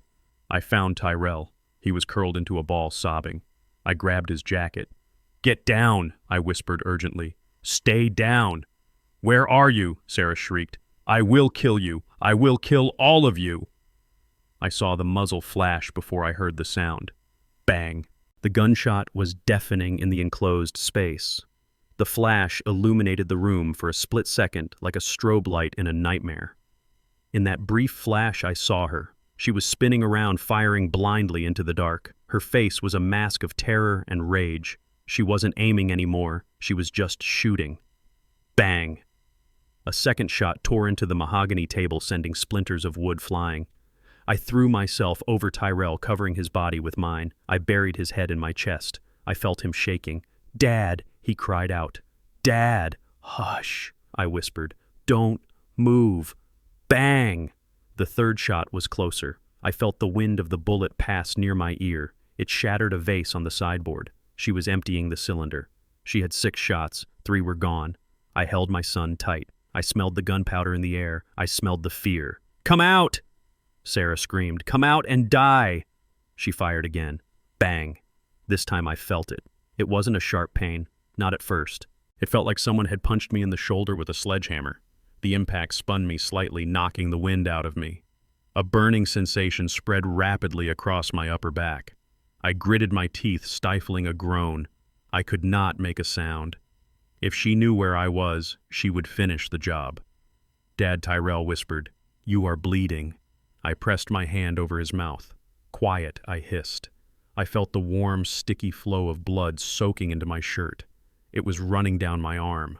My shoulder was on fire, but I was alive. And Tyrell was alive. 2 shots left. I waited in the dark, listening to her breathing. It was ragged and harsh. She was moving. I could hear her heels clicking on the floor. She was walking toward us. She was hunting. I gripped my cane, which I had dragged with me. I calculated the distance. She was maybe 5 feet away. If she took one more step, she would trip over us. I tensed my muscles, ignoring the searing pain in my shoulder. I had one good arm left, and I had one swing. The footsteps stopped. I could hear the mechanism of the revolver clicking as she cocked the hammer for the 5th time. "I know you are there," she whispered. "I can hear you breathing." I held my breath. I tightened my grip on the cane. This was it. The final verdict. Suddenly the room exploded with light. The sudden return of the electricity was not a gradual dawn, but a blinding supernova that scoured the shadows from every corner of the dining room. The chandeliers blazed to life at full intensity, searing our retinas after the suffocating darkness. I blinked against the glare, my eyes watering. Sarah screamed. It was a sound of pure sensory overload. She was standing in the center of the room, spinning in a circle, her weapon waving erratically. She had lost her night vision and her target acquisition all at once. I saw her eyes squeeze shut against the brilliance. I saw her finger convulse on the trigger. It was not a decision. It was a reflex born of terror. The barrel leveled not at me, but at the man cowering on the floor behind me. My son. Tyrell was frozen, his hands over his head, his body a curled ball of surrender. The geometry of the shot was undeniable. If she fired, the bullet would strike him in the center of his chest. I did not think. Thinking takes time, and I had none. I moved. I lunged to my left, throwing my body across the line of fire. It was the last athletic act of a 68-year-old man, and I put every ounce of my remaining strength into it. The gunshot cracked through the room. It was louder than the others. I felt the impact instantly. It was not like the movies. It did not push me back. It felt as if a white-hot branding iron had been thrust through my upper chest just below the collarbone. The air left my lungs in a sharp whoosh. The force spun me around, and I collapsed onto the hardwood floor, my back hitting the leg of the heavy mahogany table. Dad Tyrell screamed. His voice was high and thin like a child's. I looked down at my shirt. A dark red flower was blooming rapidly on the white silk, spreading with terrifying speed. It was warm and wet. The smell of copper and gunpowder filled my nose. My arm went numb. My fingers refused to close. I tried to speak, but only a cough came out flecked with red. Sarah opened her eyes. She saw me on the floor. She saw the blood pooling beneath me. She saw Tyrell scrambling toward me, his hands covered in my blood. For a second, a look of triumph crossed her face. She raised the gun again. She had one bullet left. One bullet to finish the job. One bullet to execute the witness and the husband she despised. "Goodbye, Eldridge," she hissed. She took a step forward, leveling the sights at my head. But she never pulled the trigger. The steel security shutters covering the floor-to-ceiling windows did not rise. They exploded. A series of concussive blasts rocked the foundation of the house. The metal sheets were blown inward, twisted like tinfoil by shaped charges placed by experts. Glass shattered into a million diamonds, raining down on the parquet floor. Smoke billowed into the room, acrid and gray. Through the smoke came the cavalry. They did not walk. They flowed into the room like a black tide. Men in tactical gear with rifles raised and laser sights cutting through the haze. They moved with a synchronized violence that was beautiful to behold. Federal agents, one of them roared, his voice amplified. "Drop the weapon! Drop it now!" Sarah spun toward the window, her eyes wide with disbelief. She looked at the gun in her hand, then at the wall of armored men advancing on her. She hesitated. It was the hesitation of a narcissist who cannot believe her script has been rewritten. She raised the revolver toward the lead agent. It was a suicide move. 3 tasers fired simultaneously. The sound was a sharp electrical crackle. The probes hit her in the torso and thigh. Her body went rigid. Her mouth opened in a silent scream as 50,000 volts locked her muscles. The gun flew from her hand, skittering across the floor and spinning to a stop near Terrence's wheelchair. Sarah collapsed. She hit the floor hard, her face smashing into the rug. Before she could twitch, 2 agents were on her. A knee pressed into her back. Her arms were wrenched behind her. The sound of zip ties ratcheting tight was the sweetest sound I had ever heard. "Secure the room," an agent shouted. "Clear." I looked toward the door. Carter walked in. He was not wearing tactical gear. He was wearing a trench coat and a look of grim satisfaction. He walked past Sarah, who was writhing on the floor, spitting curses into the carpet. He walked past Terrence, who had fallen out of his wheelchair in the chaos and was sobbing into his hands. Carter knelt beside me. "You cut it close," Judge Carter said. He pressed a trauma pad against my shoulder. The pressure was agonizing, but I did not flinch. I had to wait for the confession, I wheezed. "Did you get it? We got it," Carter confirmed. "Audio and video. The whole thing is in the cloud. She is done, Eldridge. She is buried." I nodded, closing my eyes for a moment. The pain was a dull roar now, a constant background noise. I felt a hand on my face, shaking, wet. "Dad." "Dad, look at me." I opened my eyes. Tyrell was hovering over me. His face was a mask of absolute devastation. He was covered in my blood. It was on his hands, his shirt, his face. He looked at the wound in my shoulder, then at my eyes. He looked like a man waking up from a 10-year coma. "Why?" he asked. His voice broke. Tears carved clean lines through the grime on his cheeks. "She tried to kill you. I betrayed you. I let her hurt you. I let her steal from you. Why did you jump? Why did you save me?" I looked at him. I saw the weakness that Sarah had exploited. I saw the fear. But I also saw the son I had held in my arms when he was an infant. I saw the boy who used to paint pictures of our family before the world told him he wasn't good enough. I reached up with my good hand. I grabbed his lapel, pulling him closer. My strength was fading, but my resolve was iron. "Because you are my son," I whispered. The effort cost me breath I did not have. Tyrell shook his head, sobbing harder. "I am worthless." She was right. I am garbage. I stood there and watched her. I signed the papers. I deserve to die. "No," I said. My voice was a rasp. "You deserve to live with it. That is your punishment and your chance." The agents were hauling Sarah to her feet. She was not going quietly. She was kicking and screaming. Her mask was gone. The sophisticated socialite was dead. In her place was a creature of pure hate. "Let me go," she shrieked. "You cannot arrest me. I am the victim here. Look at him. Look at Tyrell. He made me do it. He wanted the money. He hates his father." Tyrell looked up. He looked at his wife. He heard her lies. He saw her face twisted and ugly, spitting venom at the agents. He saw her eyes lock onto him, and there was no love there. There was only calculation. She was already building her defense. She was already throwing him to the wolves. "You witch," Tyrell whispered. It was the first time he had ever spoken against her. "I spat on you," Sarah yelled as they dragged her toward the door. "I spat on your whole family. You are nothing. You are weak. You should have died in the gutter." Carter stepped in front of her. He leaned close. His voice was low, but in the silence of the room we all heard it. "You have the right to remain silent," Carter said. "I suggest you use it because every word you say is digging you deeper into a hole you will never climb out of. Get her out of here." The agents marched her out. Her screams faded down the hallway, replaced by the wail of sirens approaching the house. The paramedics were coming. I looked back at Tyrell. He was trembling. He looked at his hands stained with my blood. He looked at the empty doorway where his wife had vanished. The illusion was shattered. The spell was broken. He was alone. "Dad," he said again, softer this time, "I am so sorry. I didn't know. I swear I didn't know she was capable of this. You knew," I said. "I did not offer him false comfort. I did not lie to him.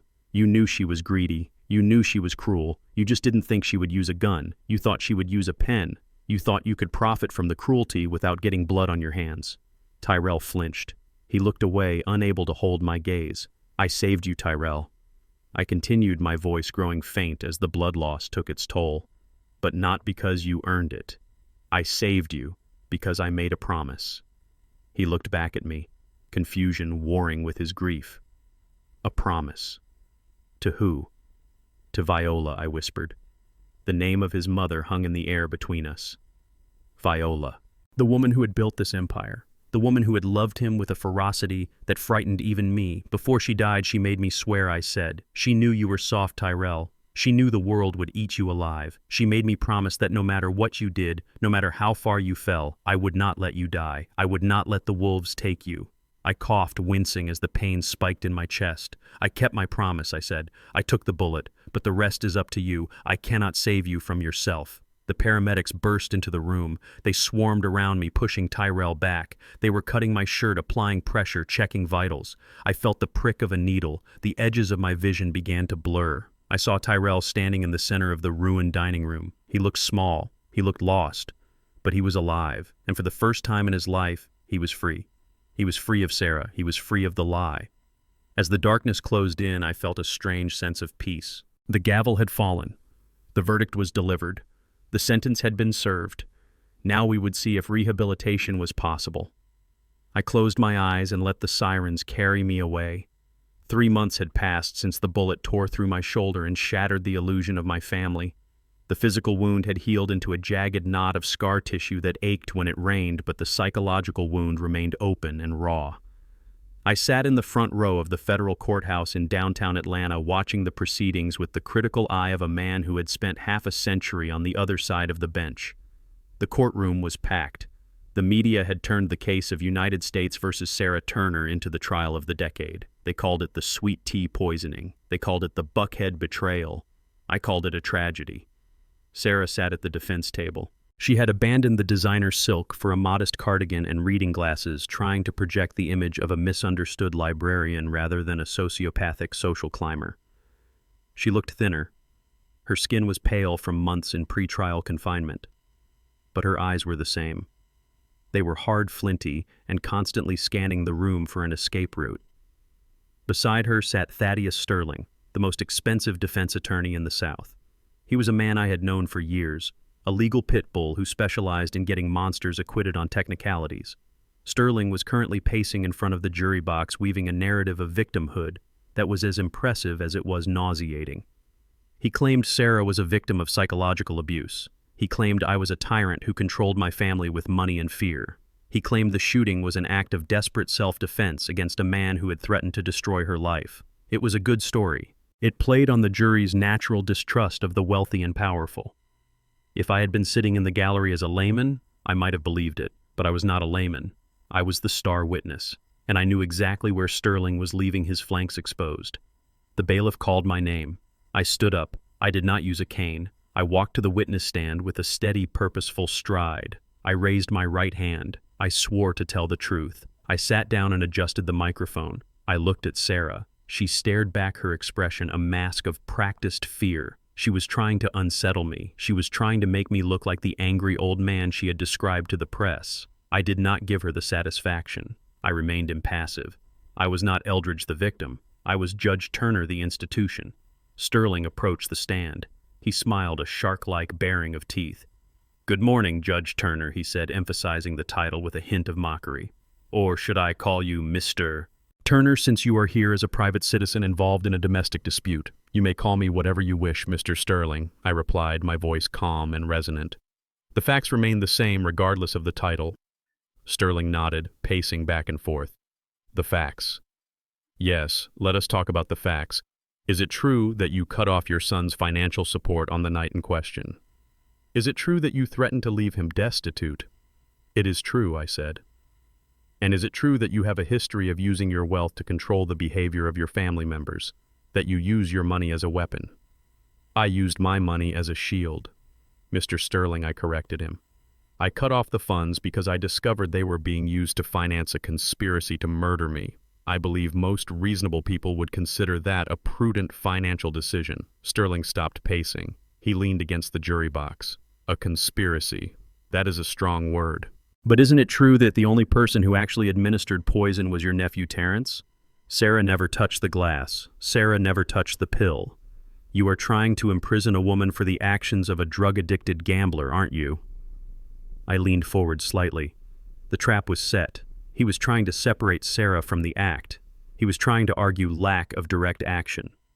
"Mr. Sterling," I said, "are you familiar with the Pinkerton liability rule?" Sterling blinked. "Excuse me.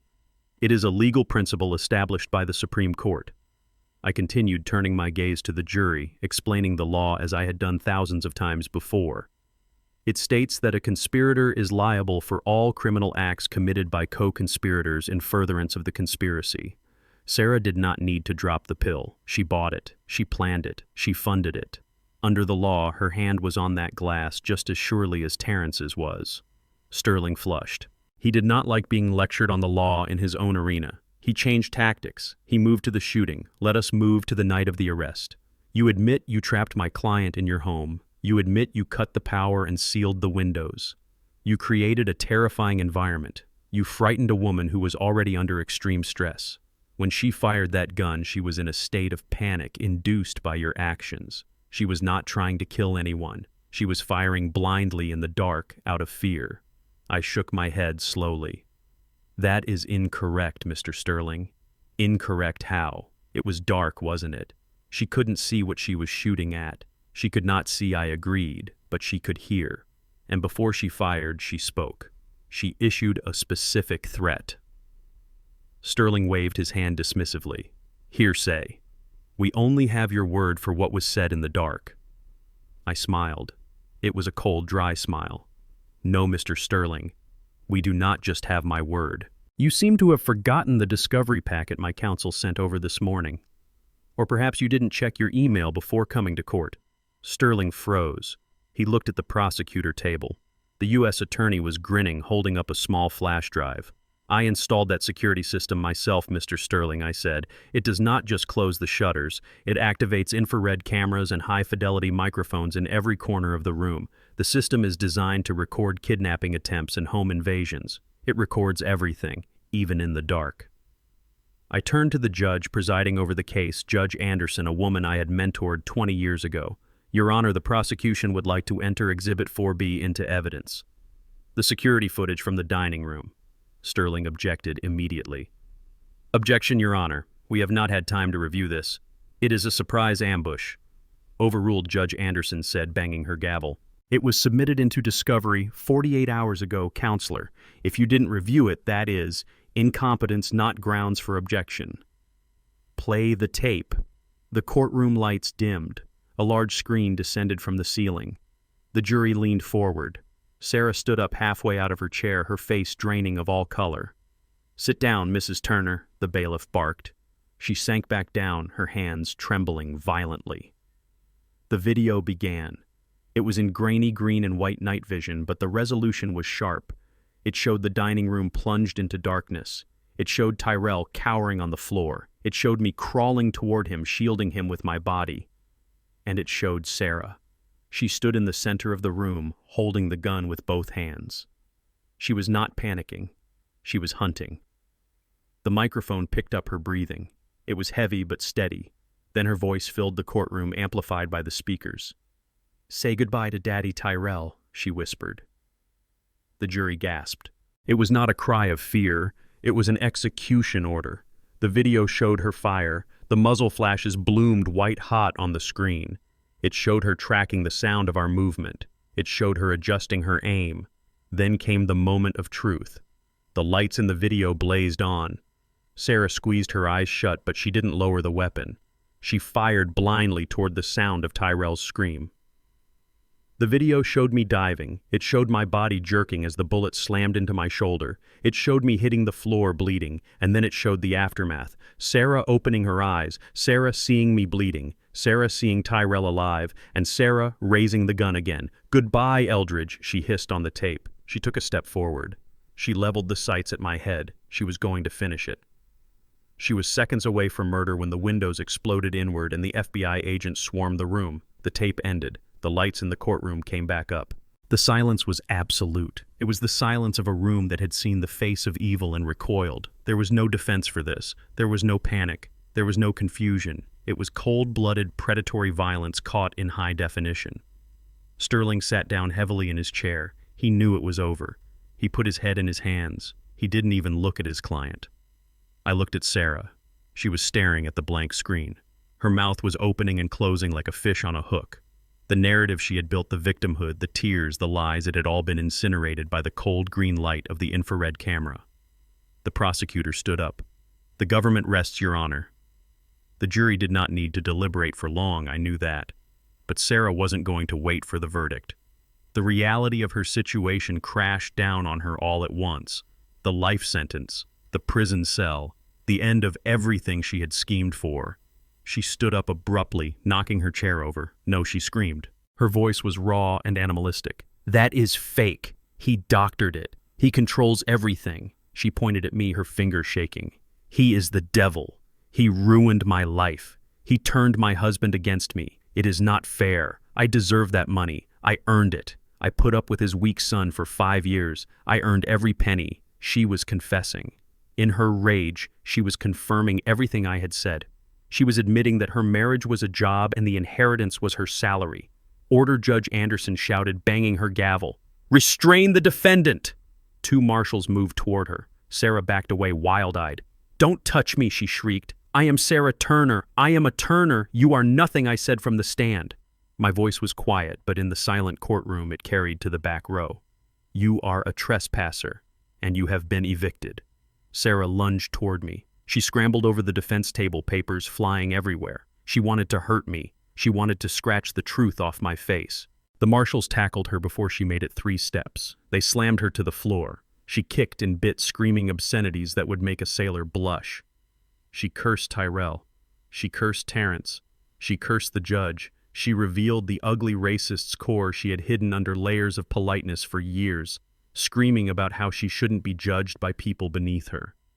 It took 3 officers to cuff her and drag her out of the courtroom. Her screams echoed down the hallway long after the doors had swung shut. I sat on the witness stand watching the empty door. I felt a heavy weight lift from my chest. It was done. The poison had been drawn out. The wound could finally begin to heal. I looked at the jury. They looked back at me with respect and sympathy. I looked at Tyrell sitting in the back row. He was crying quietly. He had seen the video. He had seen his father take a bullet for him. He had seen his wife try to execute him. Judge Anderson looked at me. "You may step down, Judge Turner," she said gently. I stood up. I walked past the defense table where Sterling was packing his briefcase with the speed of a man fleeing a burning building. I walked down the aisle. I stopped next to Tyrell. "Let us go home, son," I said. He stood up and followed me out of the courtroom. We walked out into the bright Atlanta sun, leaving the darkness behind us forever. It was a Tuesday afternoon when my son came back to the house on West Paces Ferry. The estate was quiet now. The police tape was gone. The broken glass in the dining room had been swept away and the shutters replaced, but the air still held the metallic tang of violence that no amount of cleaning could scrub out. I was in my study reviewing the final dissolution papers for the marriage that had nearly killed me. My shoulder throbbed, a dull, rhythmic reminder of the bullet I had taken. It was a permanent ache, a barometer for the coming rain, and a receipt for the price of fatherhood. Tyrell knocked on the open door. He looked better than he had at the trial. He had shaved. He was wearing a suit I had bought him 3 years ago, a navy blue wool that fit him well. He held a leather portfolio in his hands, clutching it like a shield. He looked like a man ready for a job interview. In a way, I suppose he was. He was interviewing for the position of son.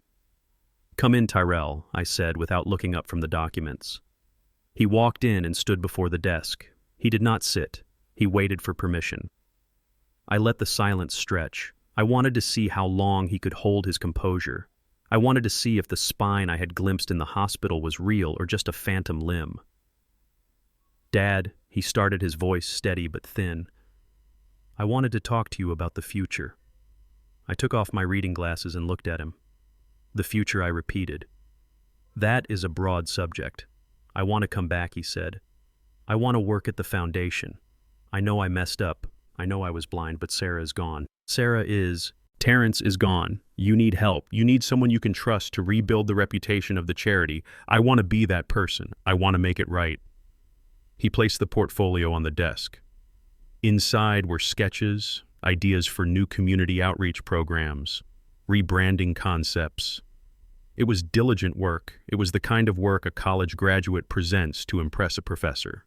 He thought that effort was the currency required to buy back his place at the table. He thought that because the villain was in prison, the story could reset to the beginning. He thought we could go back to the way things were, just without the wife who held the gun.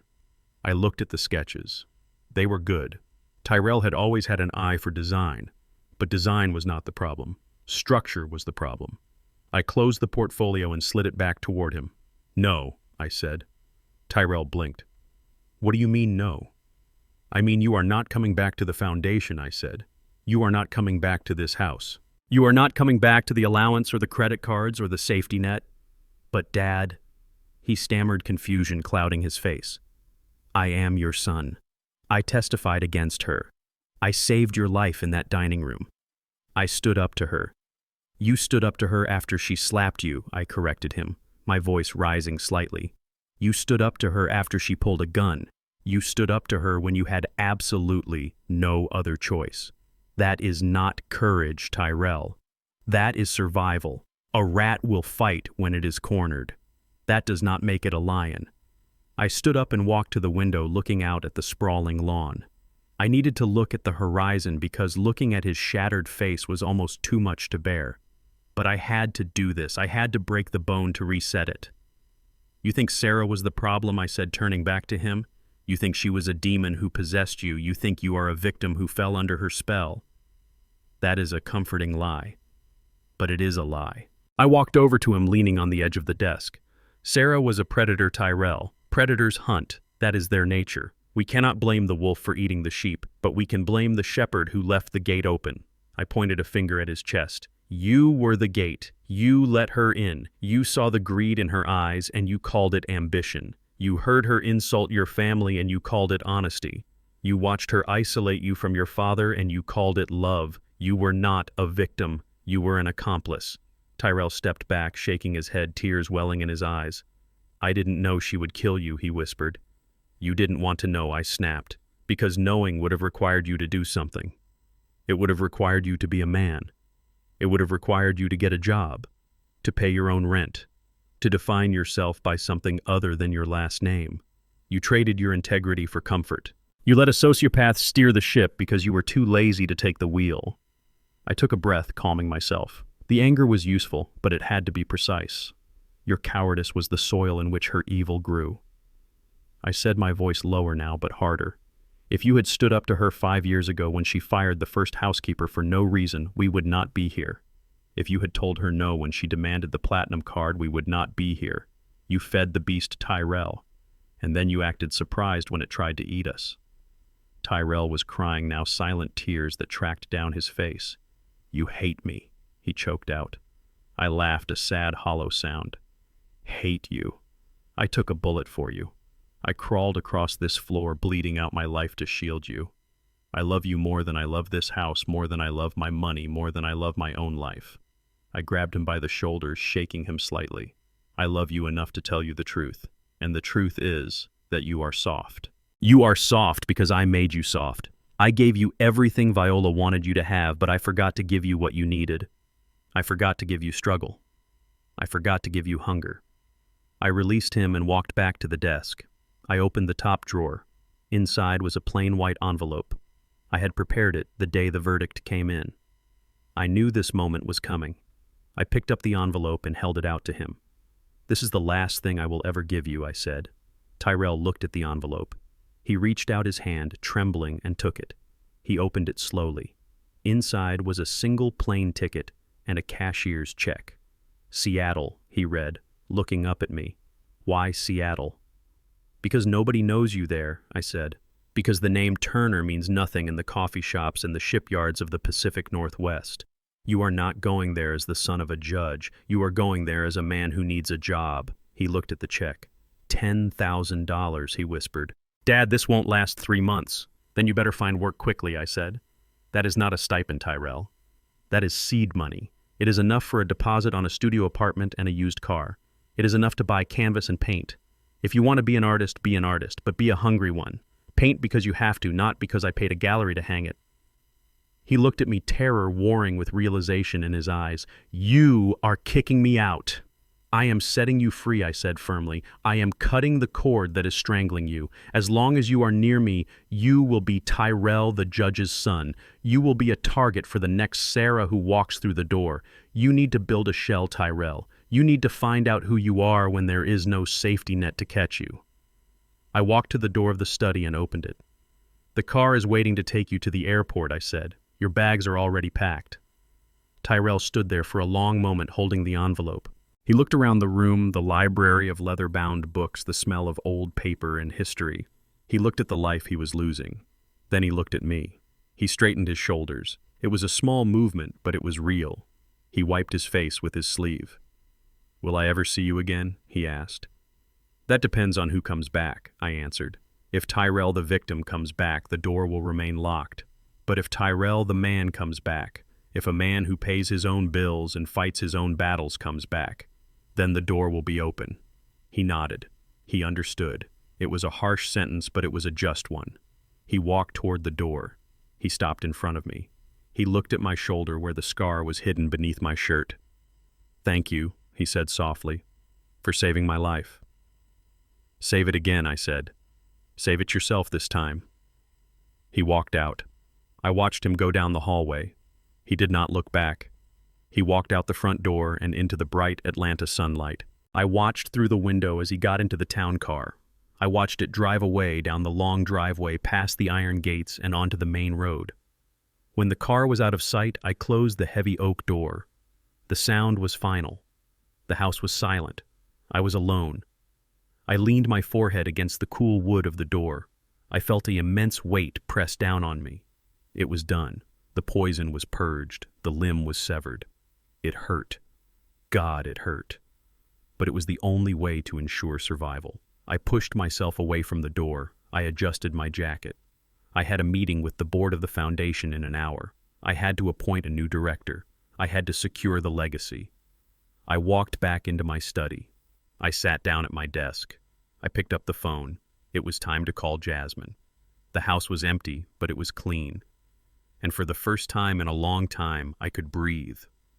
The silence in the estate was different now. It was not the tense, holding your breath silence of a house under siege. It was the deep, resonant silence of a cathedral after the last parishioner has left and the doors have been barred against the night. I sat in the wing-back chair in my study watching the dust motes dance in the shaft of afternoon sunlight that pierced the heavy velvet curtains. The house was clean. The physical evidence of the betrayal had been scrubbed away. The shattered glass from the dining room window was replaced. The blood stains on the hardwood floor were sanded down and refinished. Even the smell of gunpowder, which had lingered for weeks in the drapery, was finally gone, replaced by the scent of lemon oil and old paper. But the emptiness remained. It was a vast physical weight. For years this house had been filled with noise. The noise of Sarah's ambitious parties, the noise of Terrence's false laughter, the noise of Tyrell's quiet desperation. Now there was nothing. I was 68 years old, and for the first time in decades, I was truly alone. I looked at the empty chair opposite my desk. It was where Tyrell used to sit when he asked for money. It was where Terrence sat when he pitched his fraudulent charity schemes. I had won. The legal scholars and the pundits on the news channels called it a masterclass in strategy. They called me the Lion of Atlanta. They said I had outmaneuvered a conspiracy that would have killed a younger man. And they were right. I had dismantled my enemies with the precision of a surgeon. Sarah was in a federal penitentiary beginning the first year of her 25-year sentence. Terrence was in a medium security facility undergoing mandatory drug rehabilitation before serving his 15 years. Tyrell was in Seattle, hopefully learning how to boil water and pay an electric bill. I was the victor. But sitting there in the golden light of a Tuesday afternoon, I realized that victory tastes a lot like ash. There is no joy in sending your family to prison. There is no triumph in realizing that the people you broke bread with were waiting for you to die. There is only survival. I had survived. I had protected the legacy. But the house was cold and the halls were too long for one man. I reached for the crystal tumbler on my desk. It was filled with water. I stared at it, thinking of the wine glass that had started it all. The poisoned chalice. It sat in the evidence locker at the federal courthouse, now a relic of a crime that shattered a dynasty. I took a sip. The water was cool and clean. It tasted like life. I set the glass down. It was time to finish the work. The house was secure, but the legacy was still vulnerable. The Viola Turner Foundation needed a leader.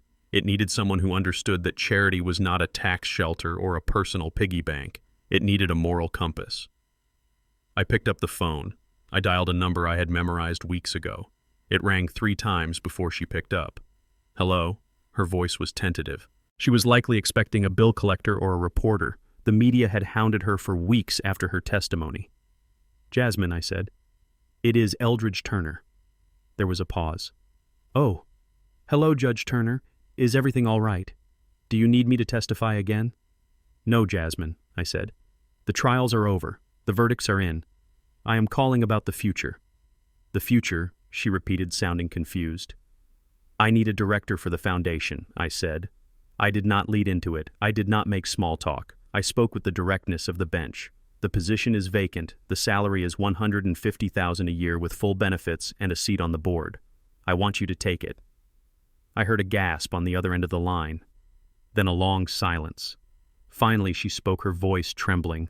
Judge Turner, I don't know what to say. I was just an assistant. I don't have the experience. I don't have the pedigree. You have the only thing that matters, I said firmly. You have integrity. You stood in a room full of sharks and you told the truth. You risked your livelihood to protect the legacy of a woman you never met. That is the qualification, Jasmine.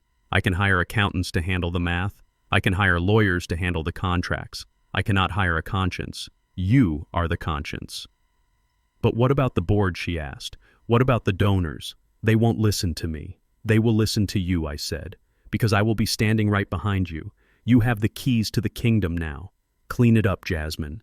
Make it what Viola intended it to be. Help people. Don't build monuments. Build lives. She was crying now, soft sounds of disbelief and gratitude. I won't let you down, Judge. I promise. I know you won't, I said. Come to the house tomorrow at 9. The lawyers will have the papers ready. I hung up. I felt a knot loosen in my chest. The foundation was safe. The money would go to scholarships and food banks, not to Cayman Island shell accounts and gambling debts. I had amputated the rod and grafted on healthy tissue. The patient would survive. I stood up. My shoulder stiffened, the scar tissue pulling tight, but the pain was manageable. It was a reminder, a memento mori. I walked out of the study and through the foyer. I picked up my coat and my hat. I picked up the bottle of 1990 Merlot that had been sitting on the sideboard. It was the twin of the bottle Terrence had used. It was unopened. I walked out the front door and got into my car. I did not call a driver. I drove myself. I drove through the iron gates and down the winding streets of Buckhead. I drove past the country clubs and the churches. I drove until the city fell away, and the green hills of the cemetery rose up to meet me. It was late afternoon. The sun was low, casting long orange shadows across the grass. I parked the car and walked up the hill. I did not need the cane today. My steps were measured and strong. I stopped in front of the white marble headstone. It was simple and elegant, just like she was. Viola Turner, beloved wife, mother, builder. I stood there for a long time, just breathing in the scent of the freshly cut grass and the magnolias. I looked at the name carved in stone. I felt her presence there, warm and reassuring. "Hello, Vi," I said softly. The wind rustled the leaves of the oak tree that shaded her grave. It sounded like a whisper. "I did it," I said. "I cleaned house. It was messy, Vi. It was ugly. You would have hated it. Sarah is gone. Terrence is gone." I paused, looking down at the grass. I had to send Tyrell away. I continued, my voice thick with emotion. I had to break his heart to save his life. "I hope you can forgive me for that." He was drowning, Vi, and I was the anchor. I cut the rope so he could learn to swim. I sent him to Seattle. He is going to paint. He is going to be hungry. But he is going to be a man. I knelt down on the grass. The stone was cool under my hand. "I appointed that girl Jasmine to run the foundation," I said. "She reminds me of you. She is small, but she has steel in her spine. She will do good work. The legacy is safe." I picked up the bottle of wine. I pulled the corkscrew from my pocket and opened it. The pop of the cork was loud in the quiet cemetery.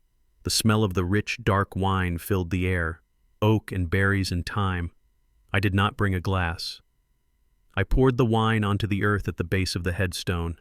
The red liquid soaked into the ground, disappearing into the soil that held the woman I loved. "We never got to drink this one," I said, watching the last drops fall. "I was saving it for a special occasion. I suppose this is it. The end of the war." I set the empty bottle down next to the flowers I had sent earlier that week. I stayed there on my knees as the sun dipped below the horizon and the sky turned a bruised purple. I felt the weight of the last few months finally lifting. The anger was gone. The fear was gone. There was only peace. I had faced the betrayal of my blood. I had looked down the barrel of a gun. I had exposed the darkness in my own home. And I had prevailed.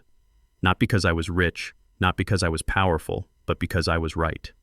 I stood up, brushing the grass from my knees. My shoulder ached, but it was a good ache. It was the ache of healing. "Sleep well, my love," I whispered to the stone.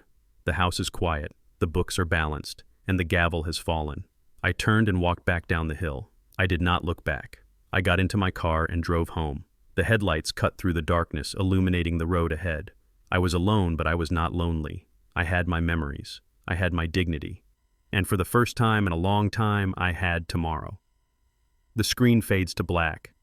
The sound of a single heavy gavel strike echoes in the darkness. Bang. Here is the profound lesson learned and the call to action to conclude the story of Eldridge Turner. The story of Eldridge Turner teaches us a brutal but necessary lesson about the true definition of family. We are often raised to believe that blood is thicker than water, that we must endure anything for the sake of our kin. But Eldridge showed us that there is a limit. When loyalty is met with poison and sacrifice is met with greed, the bond of blood becomes a chain that must be broken. The most profound takeaway is not about the legal victory or the financial maneuvering. It is about the courage to set boundaries. Eldridge loved his son enough to break him, realizing that enabling Tyrell's weakness was just as damaging as Sarah's malice. It teaches us that sometimes the most loving thing you can do is let someone fall so they can finally learn how to stand up on their own.